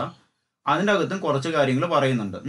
ഒന്നാമത്തെ കാര്യമാണ് ഇവിടെ രണ്ടായിട്ടാണ് ക്ലാസിഫിക്കേഷൻ ചെയ്തേക്കുന്നത്. ഒന്ന് അക്കൗണ്ട്സ് എന്നും രണ്ടാമത്തെ കാര്യം എന്ന് പറയുന്നത് ഇൻവെന്ററി എന്നും പറഞ്ഞ് രണ്ട് രീതിയിൽ ക്ലാസിഫിക്കേഷൻ ചെയ്തിട്ടുണ്ട്. ഓക്കെ, ഇതിൻ്റെ അകത്ത് അക്കൗണ്ട്സിൻ്റെ അകത്തെ കാര്യമാണ് ഏറ്റവും കാര്യം നമ്മൾ നോക്കുന്നത്. Skip date field during creation for faster entry. അതായത് നമ്മൾ വൗച്ചറൊക്കെ എൻട്രി ചെയ്യുമ്പോൾ നമ്മൾ മീൻസ് നമ്മൾ ബിസിനസ് ഓർഗനൈസേഷനിൽ ഒരു ട്രാൻസാക്ഷൻ സംഭവിച്ചു, മാനുവൽ അക്കൗണ്ടിങ്ങിലാണെങ്കിൽ നമ്മൾ ജേണൽ ബുക്കിൽ എഴുതും അല്ലേ. അപ്പോൾ ജേണൽ ബുക്കിന്റെ ഫോർമാറ്റ് എങ്ങനെയാണ്, ഏറ്റവും ഡേറ്റ്, ദെൻ സംഭവിച്ചിരുന്ന ട്രാൻസാക്ഷൻ ജേണൽ എൻട്രി ഫോർമാറ്റിൽ എഴുതുന്നു. പിന്നെ ഡെബിറ്റ് എമൗണ്ട്, പിന്നെ ക്രെഡിറ്റ് എമൗണ്ട്. ഇതാണല്ലോ നമ്മുടെ ജേണൽ ബുക്കിന്റെ ഫോർമാറ്റ്. എന്ന് പറഞ്ഞ പോലെ തന്നെ ഈ സാധനം നമ്മൾ കമ്പ്യൂട്ടറിന്റെ അകത്ത് ടൈപ്പ് ചെയ്യുമ്പോൾ നമ്മൾ ഡേറ്റ് കൊടുക്കണം. അപ്പോൾ ഡേറ്റ് കൊടുക്കുന്ന ആ ഒരു കോളം സ്കിപ്പ് ചെയ്ത് കളഞ്ഞുകൊണ്ട് നമുക്ക് എന്ത് ചെയ്യാൻ പറ്റും, വേഗത്തിൽ ട്രാൻസാക്ഷൻ മാത്രം റെക്കോർഡ് ചെയ്യണോ എന്നാണ് ചോദിച്ചേക്കുന്നത്. അങ്ങനെയാണെങ്കിൽ ഈ ഒരു കാര്യം എന്ത് ചെയ്യുക, ജസ്റ്റ് നിങ്ങൾക്ക് എസ് ആക്കാം. പിന്നെ തൊട്ട് താഴെ ചോദിച്ചിരിക്കുന്ന ഒരു കാര്യമാണ് use single entry mode for payment receipt contra vouchers. അത് ഇത്രയും കാര്യങ്ങൾ മനസ്സിലാക്കുക. റിസിപ്റ്റ്, പേയ്മെന്റ്, കോൺട്രാ വൗച്ചറുകൾ നമുക്ക് സിംഗിൾ എൻട്രി മോഡിൽ ചെയ്യാം. അതായത് നമ്മൾ ബിസിനസ് ഓർഗനൈസേഷൻ സംഭവിക്കുന്ന പേയ്മെന്റ് ട്രാൻസാക്ഷൻസോ അല്ലെങ്കിൽ റിസിപ്റ്റ് ട്രാൻസാക്ഷൻസോ ബാങ്കിൽ കോൺട്രാ ട്രാൻസാക്ഷൻസ് ഉണ്ടല്ലോ, ബാങ്ക് ക്യാഷും റിലേറ്റഡ് ആയിട്ട് വരുന്ന ട്രാൻസാക്ഷൻസ്, ആ ട്രാൻസാക്ഷൻസ് ഒക്കെ എൻട്രി ചെയ്യുമ്പോൾ ജേണൽ എൻട്രി ഫോർമാറ്റിൽ ഇടാതെ തന്നെ, അല്ലെങ്കിൽ കോമേഴ്സ് ബാക്ക്ഗ്രൗണ്ടിൽ നിന്നുള്ള ഒരാൾക്ക് ജേണൽ എൻട്രി ഫോർമാറ്റ് മാത്രമേ അറിയത്തുള്ളൂ, അല്ലെങ്കിൽ കോമേഴ്സ് ബാക്ക്ഗ്രൗണ്ടിൽ നിന്ന് വരുന്ന ആൾക്ക് മാത്രമേ എന്ത് അറിയുള്ളൂ, ഈ ജേണൽ എൻട്രി ഫോർമാറ്റ് അറിയത്തുള്ളൂ. കോമേഴ്സ് അക്കൗണ്ടിംഗ് റൂളുകൾ കൃത്യമായിട്ട് രീതിയിൽ അറിയുള്ളൂ അല്ലേ. അപ്പോൾ വേറെ ഏതെങ്കിലും ബാക്ക്ഗ്രൗണ്ടിൽ നിന്ന് വരുന്ന സയൻസ് ബാക്ക്ഗ്രൗണ്ടോ ഹ്യൂമാനിറ്റീസ് ബാക്ക്ഗ്രൗണ്ടിൽ നിന്ന് വരുന്ന ആളുകൾക്ക് ഈ ഒരു അക്കൗണ്ട് റൂളുകൾ ബേസ് നല്ല രീതിയിൽ അറിയണമെന്നില്ല. അപ്പോൾ അവർക്ക് ഒരു കാര്യം മാത്രമേ ക്ലിയർ ആയിട്ട് അറിയത്തുള്ളൂ, ബിസിനസ് ഓർഗനൈസേഷൻ സംഭവിക്കുന്ന പേയ്മെന്റ്സ് എന്തൊക്കെയെന്ന് കൃത്യമായിട്ട് അറിയാം, ബിസിനസ് ഓർഗനൈസേഷനിലേക്ക് വരുന്ന റിസിപ്റ്റ്സ് എന്തൊക്കെയെന്ന് അറിയാം, പിന്നെ ക്യാഷ് ബാങ്ക് റിലേറ്റഡ് ട്രാൻസാക്ഷൻസ് പറയാം. അങ്ങനെ വരുമ്പോൾ അവർക്ക് ഉപയോഗിക്കാൻ എളുപ്പമുള്ളൊരു മൂഡാണ് സിംഗിൾ എൻട്രി മൂഡ് എന്ന് പറയുന്നത്. വൗച്ചറുകൾ പോസ്റ്റ് ചെയ്യുക അല്ലെങ്കിൽ ട്രാൻസാക്ഷനുകളുമായി ബന്ധപ്പെട്ടുകൊണ്ടുള്ള വിവരങ്ങൾ പോസ്റ്റ് ചെയ്യുമ്പോൾ ജേണൽ എൻട്രി ഫോർമാറ്റിൽ എഴുതാതെ തന്നെ നമുക്ക് എന്ത് ചെയ്യണം, സിംഗിൾ എൻട്രി മോഡിൽ എഴുതണോ എന്നാണ് ചോദിച്ചേക്കുന്നത്. ആ ഒരു കാര്യം നിങ്ങൾക്ക് എന്ത് ചെയ്യാൻ പറ്റും, നിങ്ങൾക്ക് അങ്ങനെയുള്ള ബാക്ക്ഗ്രൗണ്ടുള്ള ആളുകൾക്ക് വേണ്ടി, അങ്ങനെയുള്ള ആളുകളാണ് ഒരു കമ്പനിയുടെ അക്കൗണ്ട്സ് കാര്യങ്ങൾ കൈകാര്യം ചെയ്യുന്നെങ്കിൽ അവരുടെയൊക്കെ ബിസിനസ് ഓർഗനൈസേഷൻ സംഭവിക്കുന്ന ഫിനാൻഷ്യൽ ട്രാൻസാക്ഷൻസ് എളുപ്പമായ രീതിയിൽ പോസ്റ്റിന് സഹായിക്കുന്ന ഒരു ഹെൽപ്പിംഗ് ഫംഗ്ഷനാണ് use single entry mode for payment receipt contra voucher എന്നുള്ളത്. അത് ജസ്റ്റ് എന്ത് ചെയ്യുക, അത് നിങ്ങൾക്ക് അങ്ങനെയുള്ളവർക്ക് വേണ്ടി അത് വേണമെങ്കിൽ ലെസ് ആക്കിയിടുക അങ്ങനെയുള്ള കമ്പനികളിൽ. പിന്നെ വന്നേക്കുന്ന ഒരു കാര്യമാണ് use payment receipt as contra voucher. നമുക്ക് എന്താണ് കോൺട്രാ വൗച്ചർ രീതിയിൽ പേയ്മെന്റ് റിസിപ്റ്റ് വൗച്ചർ നമുക്ക് എന്ത് ചെയ്യാൻ പറ്റും, നമുക്ക് യൂസ് ചെയ്യാൻ വേണമെങ്കിൽ അതായത് കോൺട്രാ വൗച്ചറിന് പകരം നമുക്ക് എന്താണ് use payment voucher, receipt voucher മുതലായിട്ടുള്ള കാര്യങ്ങൾ നമുക്ക് യൂസ് ചെയ്യാം. അതായത് ബിസിനസ് നമ്മൾ കോൺട്രാ വൗച്ചർ എന്ന് പറയുന്നത് സാധാരണ രീതിയിൽ എന്തിനു ഉപയോഗിക്കണം എന്ന് വെച്ച് കഴിഞ്ഞാൽ, ഒരു ബിസിനസ്സുകാരൻ ബിസിനസിന്റെ ബാങ്ക് അക്കൗണ്ടിൽ നിന്ന് ക്യാഷ് വിഡ്രോ ചെയ്യുകയോ, അതുപോലെ തന്നെ എന്താണ് ബിസിനസിന്റെ പർപ്പസിനായിട്ട് ക്യാഷ് വിഡ്രോ ചെയ്യുമ്പോഴും, അതുപോലെ തന്നെ ബിസിനസിന്റെ ബാങ്ക് അക്കൗണ്ടിൽ കൊണ്ടുപോയിട്ട് ബിസിനസ്സുകാരൻ പൈസ ഡിപ്പോസിറ്റ് ചെയ്യുമ്പോഴുമാണ് നമ്മൾ കോൺട്രാ ട്രാൻസാക്ഷൻ സംഭവിക്കുന്നത് അല്ലെ. ഇപ്പോൾ ഞാനൊരു ബിസിനസ് ഉടമസ്ഥനാണെങ്കിൽ എൻ്റെ ബിസിനസിന്റെ ബാങ്ക് അക്കൗണ്ടിൽ നിന്ന് ബിസിനസിന്റെ ആവശ്യത്തിനായിട്ട് ക്യാഷ് വിഡ്രോ ചെയ്യുമ്പോഴോ, അല്ലെങ്കിൽ എന്താണ് എൻ്റെ ബിസിനസിന്റെ കയ്യിലുള്ള ക്യാഷ് എമൗണ്ട് അത് നേരെ കൊണ്ട് ബിസിനസിന്റെ ബാങ്ക് അക്കൗണ്ടിൽ കൂടി ഡിപ്പോസിറ്റ് ചെയ്യുമ്പോഴാണ് കോൺട്രാ ട്രാൻസാക്ഷൻ സംഭവിക്കുന്നത്. അത് എന്തെന്ന് ഡീറ്റെയിൽ ആയിട്ട് നമുക്ക് പഠിക്കാം. അങ്ങനെയുള്ള സന്ദർഭത്തിൽ നമുക്ക് കോൺട്രാ വൗച്ചർ എന്ന് പറഞ്ഞൊരു വൗച്ചർ ഉണ്ട്. അതായത് ഈ തരത്തിലുള്ള ക്യാഷ് ബാങ്ക് റിലേറ്റഡ് ട്രാൻസാക്ഷൻ സംഭവിച്ചു കഴിഞ്ഞാൽ എഴുതാനുള്ളൊരു സ്ഥലം ടാലി സോഫ്റ്റ്വെയറിന്റെ അകത്ത്, അതിന് പകരം നമുക്കത് പേയ്മെന്റോ റിസിപ്റ്റ് വൗച്ചറിന്റെ അകത്ത് എഴുതിയാൽ മതിയോ എന്നാണ് ചോദിച്ചിരിക്കുന്നത്. ആ രീതിയിൽ നമുക്ക് എഴുതി വെക്കാൻ പറ്റും. അതിന് നമ്മൾ സഹായിക്കുന്ന ഒരു ഫംഗ്ഷനാണ് use payments and receipt as contra voucher എന്ന് പറയുന്ന ഓപ്ഷൻ. പിന്നെ പറഞ്ഞിരിക്കുന്ന കാര്യമാണ് use credit debit instead to by or during entry. അതായത് നമ്മൾ എന്തെങ്കിലും തരത്തിലുള്ള നമുക്കറിയാമല്ലോ ഫിനാൻഷ്യൽ ട്രാൻസാക്ഷൻ സംഭവിച്ചു കഴിഞ്ഞാൽ നമ്മൾ ഏറ്റവും ചെയ്യുന്ന കാര്യം എന്ന് വെച്ചാൽ ജേണലൈസ് ചെയ്യുക തന്നെ അല്ലേ. അപ്പോൾ അങ്ങനെ ജേണലൈസ് ചെയ്യുമ്പോൾ നമ്മുടെ ഡെബിറ്റ് ക്രെഡിറ്റ് എന്ന് പറയുന്ന ടേം ടു ഓർ ബൈക്ക് പകരം ഉപയോഗിക്കണോ വേണ്ടോ എന്ന് ചോദിച്ചേക്കുന്നത്.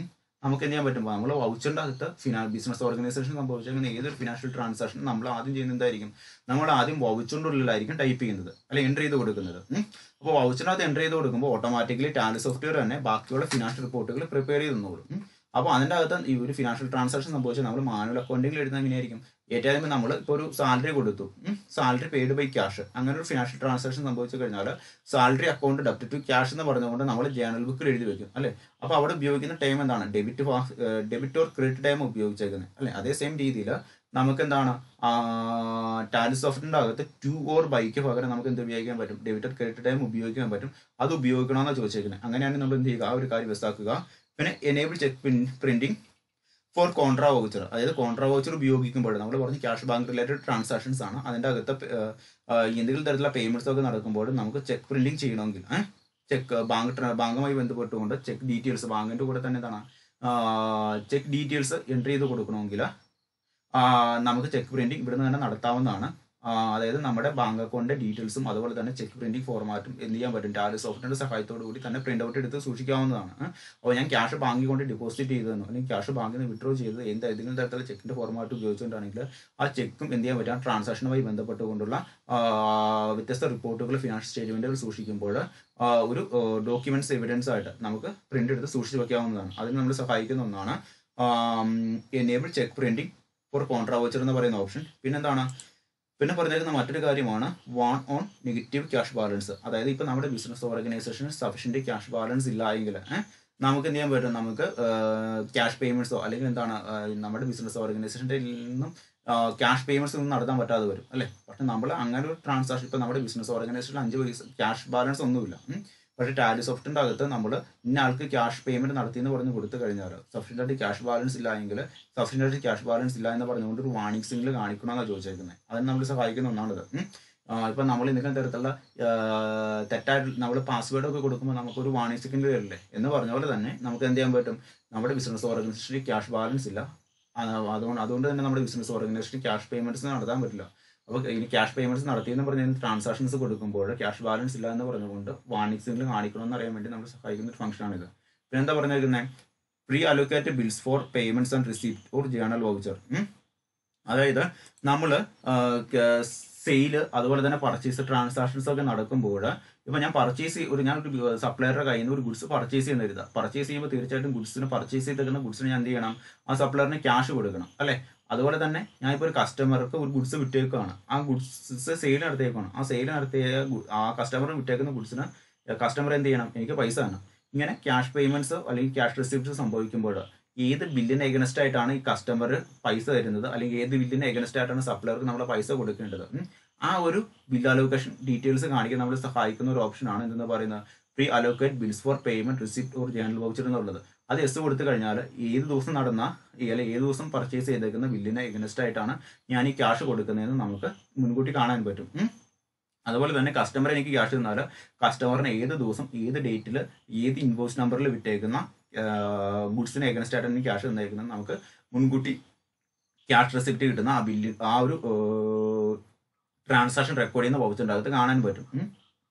പിന്നെ മറ്റൊരു കാര്യമാണ് അലോ ക്യാഷ് അക്കൗണ്ട്സും ജേണൽ വൗച്ചർ എന്ന് പറയുന്ന ഓപ്ഷൻ. അതായത് ജേണൽ വൗച്ചറിൻ്റെ അകത്ത് cash bank related transactions entry ചെയ്യണോ എന്നറിയാൻ വേണ്ടി നമ്മൾ സഹായിക്കുന്ന ഒന്നാണ് hello cash account journal voucher എന്ന് പറയുന്ന ഒരു ഓപ്ഷൻ. അതായത് ജേണൽ വൗച്ചർ സാധാരണ രീതിയിൽ നമ്മൾ ഉപയോഗിക്കുന്നത് ജേണൽ വൗച്ചറിൻ്റെ അകത്ത് നമ്മൾക്ക് ക്യാഷ് പേയ്മെന്റ്സോ അല്ലെങ്കിൽ ക്യാഷ് റിസിപ്റ്റ്സോ അല്ലെങ്കിൽ അങ്ങനെ എന്തെങ്കിലും തരത്തിൽ ക്യാഷുമായി ബന്ധപ്പെട്ടുകൊണ്ടുള്ള എന്തെങ്കിലും ട്രാൻസാക്ഷൻസ് ഉണ്ടെങ്കിൽ ആ ഒരു ട്രാൻസാക്ഷൻ റെക്കോർഡ് ചെയ്യാൻ പാകത്തിന് ജേണൽ വൗച്ചർ ഉപയോഗിക്കണോ അല്ലെങ്കിൽ cash bank related transactions record ചെയ്യാൻ വേണ്ടി ജേണൽ വൗച്ചറിന് ഉപയോഗിക്കണോ? അങ്ങനെയാണെങ്കിൽ ഇത് എന്ത് ചെയ്യണം? എസ് ആക്കണം. ഇത് നോ ആയി കിടന്നു കഴിഞ്ഞാൽ ജേണൽ വൗച്ചറിൽ നമുക്ക് ക്യാഷ് ബാങ്ക് റിലേറ്റഡ് ട്രാൻസാക്ഷൻസ് ഒരിക്കലും എന്ത് ചെയ്യാൻ പറ്റില്ല, എൻട്രി ചെയ്യാൻ പറ്റില്ല. പിന്നെ പറഞ്ഞിരുന്നൊരു കാര്യമാണ് hello expense four fixed asset in purchase voucher. അതായത് പർച്ചേസ് വൗച്ചറിൻ്റെ അത് നമുക്ക് പർച്ചേസ് വൗച്ചർ എന്ന് പറഞ്ഞുകൊണ്ടൊരു വൗച്ചർ ഉണ്ട്. ആ പർച്ചേസ് വൗച്ചറിൻ്റെ അത് നമുക്ക് എന്ത് ചെയ്യണം? നമുക്ക് ഫിക്സഡ് അസറ്റ് പർച്ചേസ് ചെയ്യുന്നത് അല്ലെങ്കിൽ ഫിക്സഡ് അസറ്റ് സെയിൽ ചെയ്യുന്നത് അല്ലെങ്കിൽ ഫിക്സഡ് അസറ്റ് പർച്ചേസ് ചെയ്യുന്ന കാര്യം ആ ഒരു ട്രാൻസാക്ഷൻ സംഭവിച്ചു കഴിഞ്ഞാൽ പർച്ചേസ്ഡ് ഫിക്സഡ് അസറ്റ് ഫ്രം ഇന്ന പാർട്ടി, അപ്പോൾ ഈ ഓരോ വ്യക്തിയുടെ കയ്യിൽ നിന്ന് നമ്മൾ ഫിക്സഡ് അസറ്റ് പർച്ചേസ് ചെയ്ത് റെക്കോർഡ് ചെയ്യണമെങ്കിൽ നമ്മൾ എന്ത് ചെയ്യണം? നമ്മൾ hello expense or asset fixed asset purchasing voucher എന്നുള്ള കാര്യം എസ് ആക്കി ഉണ്ടാകണം. അതായത് പർച്ചേസുമായി ബന്ധപ്പെട്ടുകൊണ്ട് എന്തെങ്കിലും തരത്തിലുള്ള എക്സ്പെൻസ് ഉണ്ടാകുന്നതോ അല്ലെങ്കിൽ പർച്ചേസുമായി ബന്ധപ്പെട്ടുകൊണ്ടുള്ള എന്തെങ്കിലും തരത്തിലുള്ള ഫിക്സഡ് അസറ്റ് നമ്മൾ പർച്ചേസ് ചെയ്യുന്നതോ റെക്കോർഡ് ചെയ്യാൻ വേണ്ടി നമ്മൾ എന്ത് ചെയ്യുന്ന നമ്മൾ സഹായിക്കുന്ന ഒരു കാര്യമാണെന്ന് പറയുന്നത് hello fixed asset or expenses purchase voucher എന്ന് പറയുന്ന കാര്യം. Hello expense or fixed asset in purchase voucher എന്ന് പറയുന്ന കാര്യം അത് എസാക്കി കഴിഞ്ഞാൽ മാത്രമേ നമുക്ക് ഇങ്ങനെ പറ്റുള്ളൂ.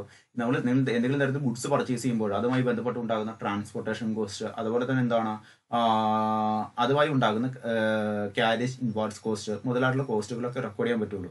ഇനി നമ്മൾ ഫിക്സഡ് അസറ്റ് പർച്ചേസ് ചെയ്യുന്നതെങ്കിൽ അത് റെക്കോർഡ് ചെയ്യുന്നത് ഈ പർച്ചേസ് വൗച്ചറിന്റെ അകത്ത് തന്നെയായിരിക്കും. ആ ഒരു പർച്ചേസ് വൗച്ചറിന്റെ അകത്ത് ഫിക്സഡ് അസറ്റ് പർച്ചേസ് ചെയ്യുന്ന റെക്കോർഡ് ചെയ്യാൻ പാകത്തിന് പർച്ചേസ് വൗച്ചറിന് രൂപഭേദം വരുത്താൻ നമ്മളെ സഹായിക്കുന്ന ഒന്നാണ് hello expense or fixed asset purchase hello expense or fixed asset in purchase voucher എന്ന് പറയുന്ന ഫോർമാറ്റ്.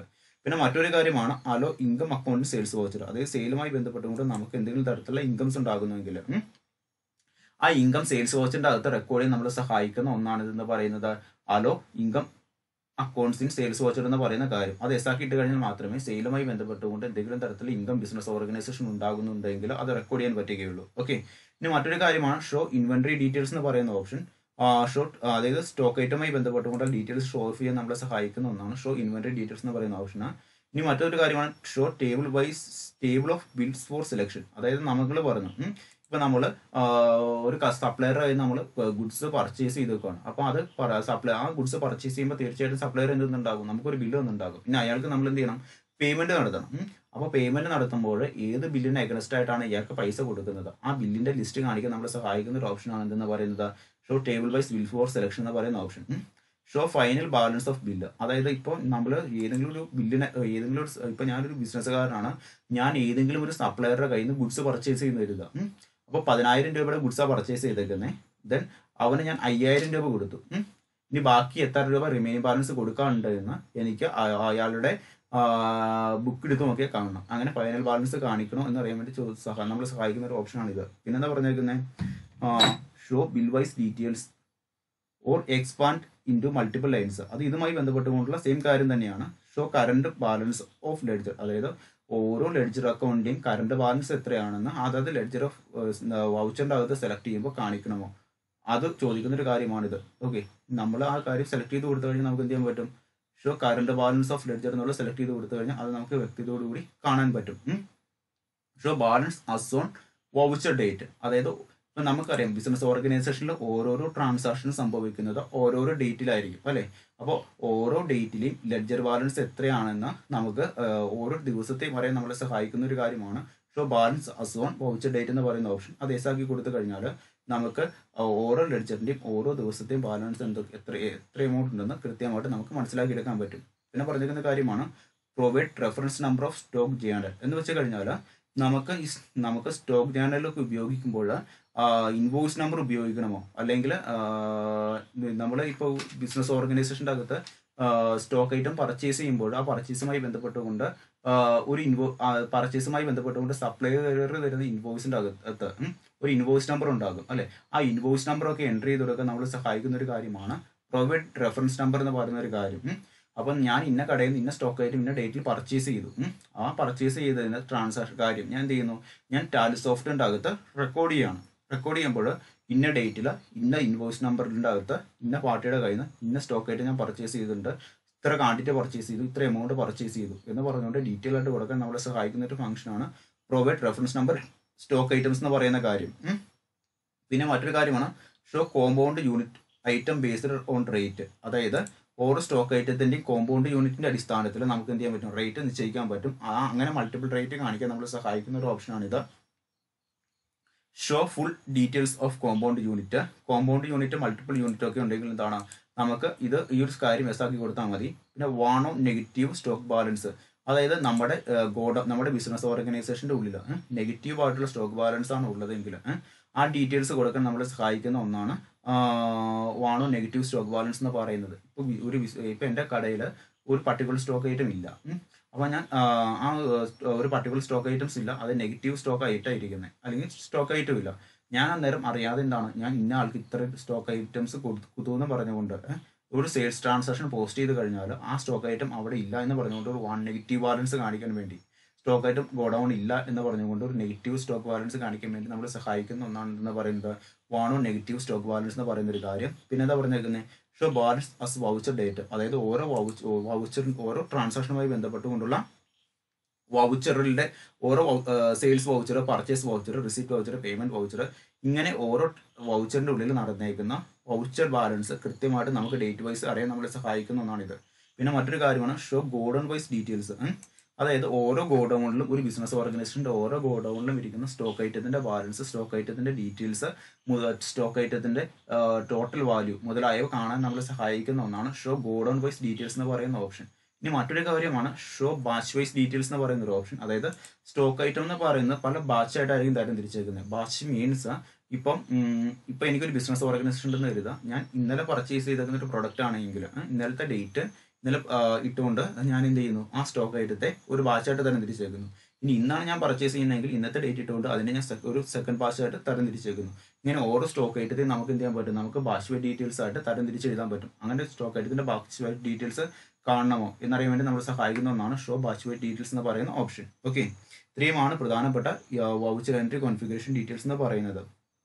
ഇനി അടുത്തതാണ് ഇൻവോയ്സ് ഓർ ഓർഡർ എൻട്രി എന്ന് പറയുന്നത്. ഇതും ഒരു ഇമ്പോർട്ടൻ്റ് ആയിട്ടുള്ള FWL കോൺഫിഗറേഷൻ ഡീറ്റെയിൽസ് ആണ് ഇതിൻ്റെ അകത്ത് തന്നിരിക്കുന്നത്.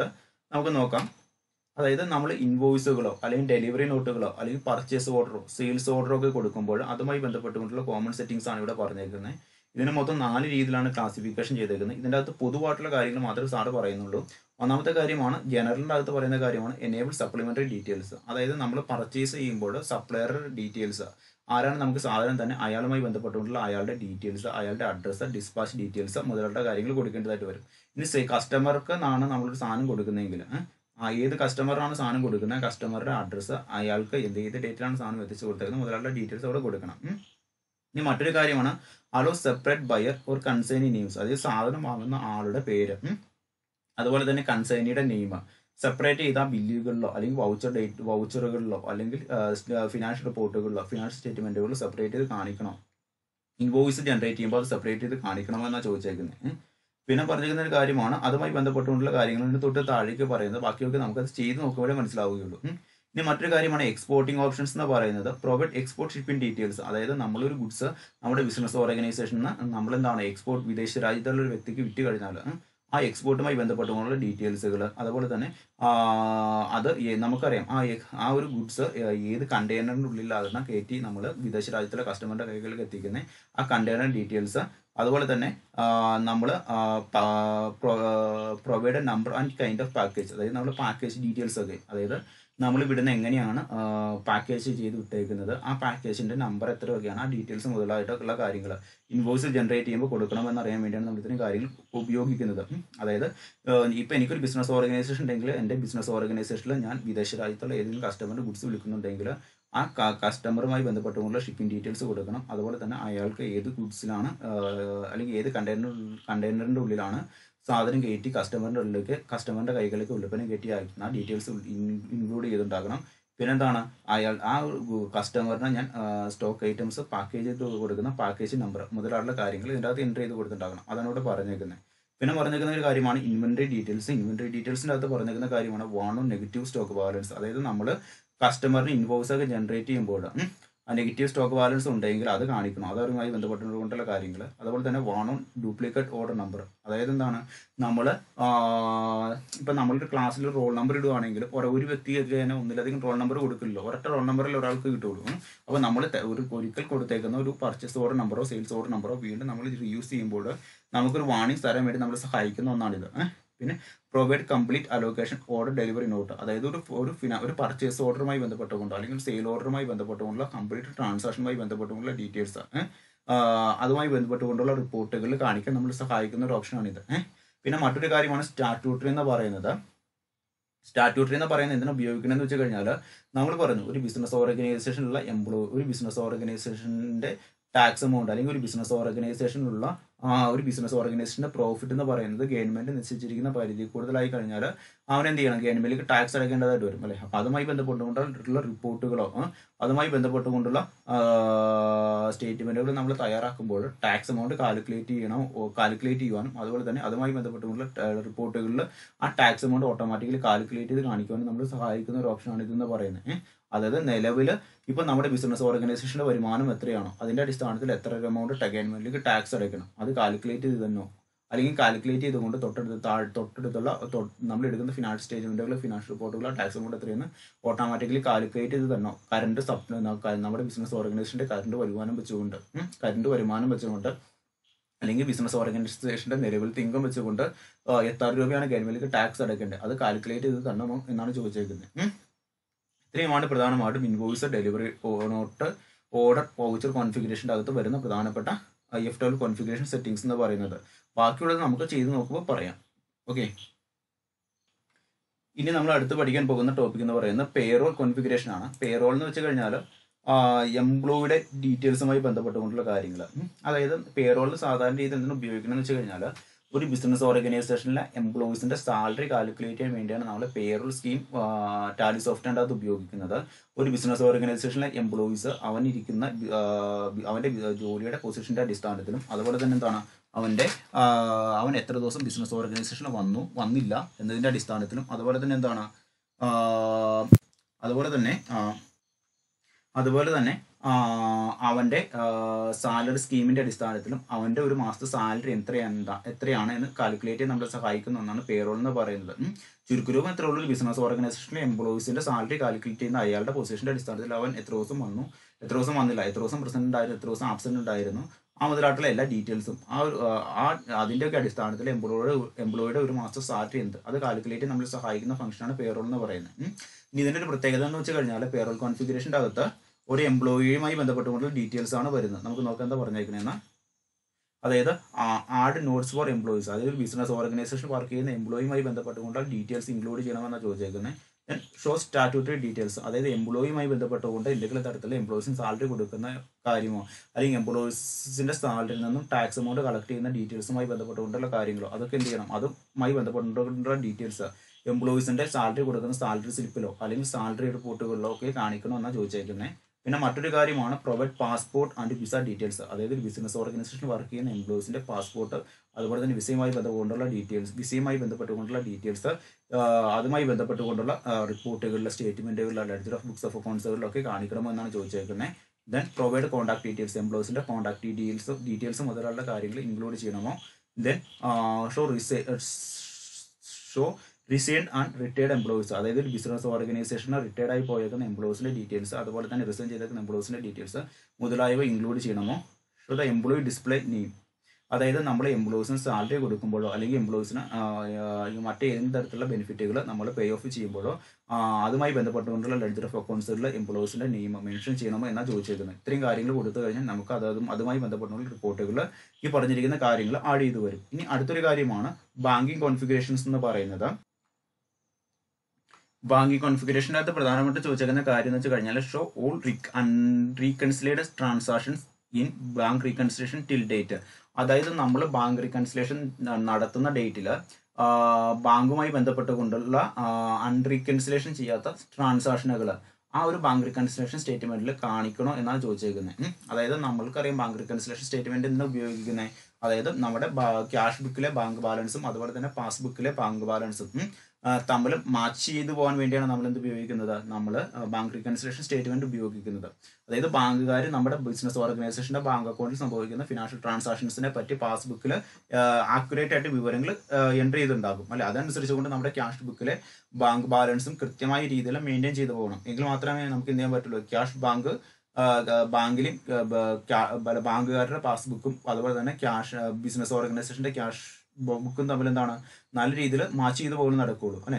അപ്പോൾ അങ്ങനെ പാസ്ബുക്കിൽ ബാങ്കുകാർ നൽകുന്ന പാസ്ബുക്കില് ട്രാൻസാക്ഷൻസും ക്യാഷ് ബുക്കിൽ ബിസിനസ് ഓർഗനൈസേഷൻ സൂക്ഷിക്കുന്ന ക്യാഷ് ബുക്കിലെ ബാങ്ക് ഡീറ്റെയിൽസും തമ്മിൽ കൃത്യമായ രീതിയിൽ മാച്ച് ചെയ്ത് പോകാൻ വേണ്ടി ഉള്ള അൺറീകൺസിലേഷൻ ട്രാൻസാക്ഷൻസ് എന്തെങ്കിലും ഉണ്ടെങ്കിൽ അത് ശരിയായ രീതിയിൽ ബാങ്ക് റീകൺസിലേഷൻ സ്റ്റേറ്റ്മെന്റ് ഉപയോഗിച്ചുകൊണ്ട് റീകൺസിൽ ചെയ്ത് ബാങ്ക് റീകൺസിലേഷൻ സ്റ്റേറ്റ്മെന്റ് പ്രിപ്പയർ ചെയ്യണോ എന്നാണ് ചോദിച്ചേക്കുന്നത്.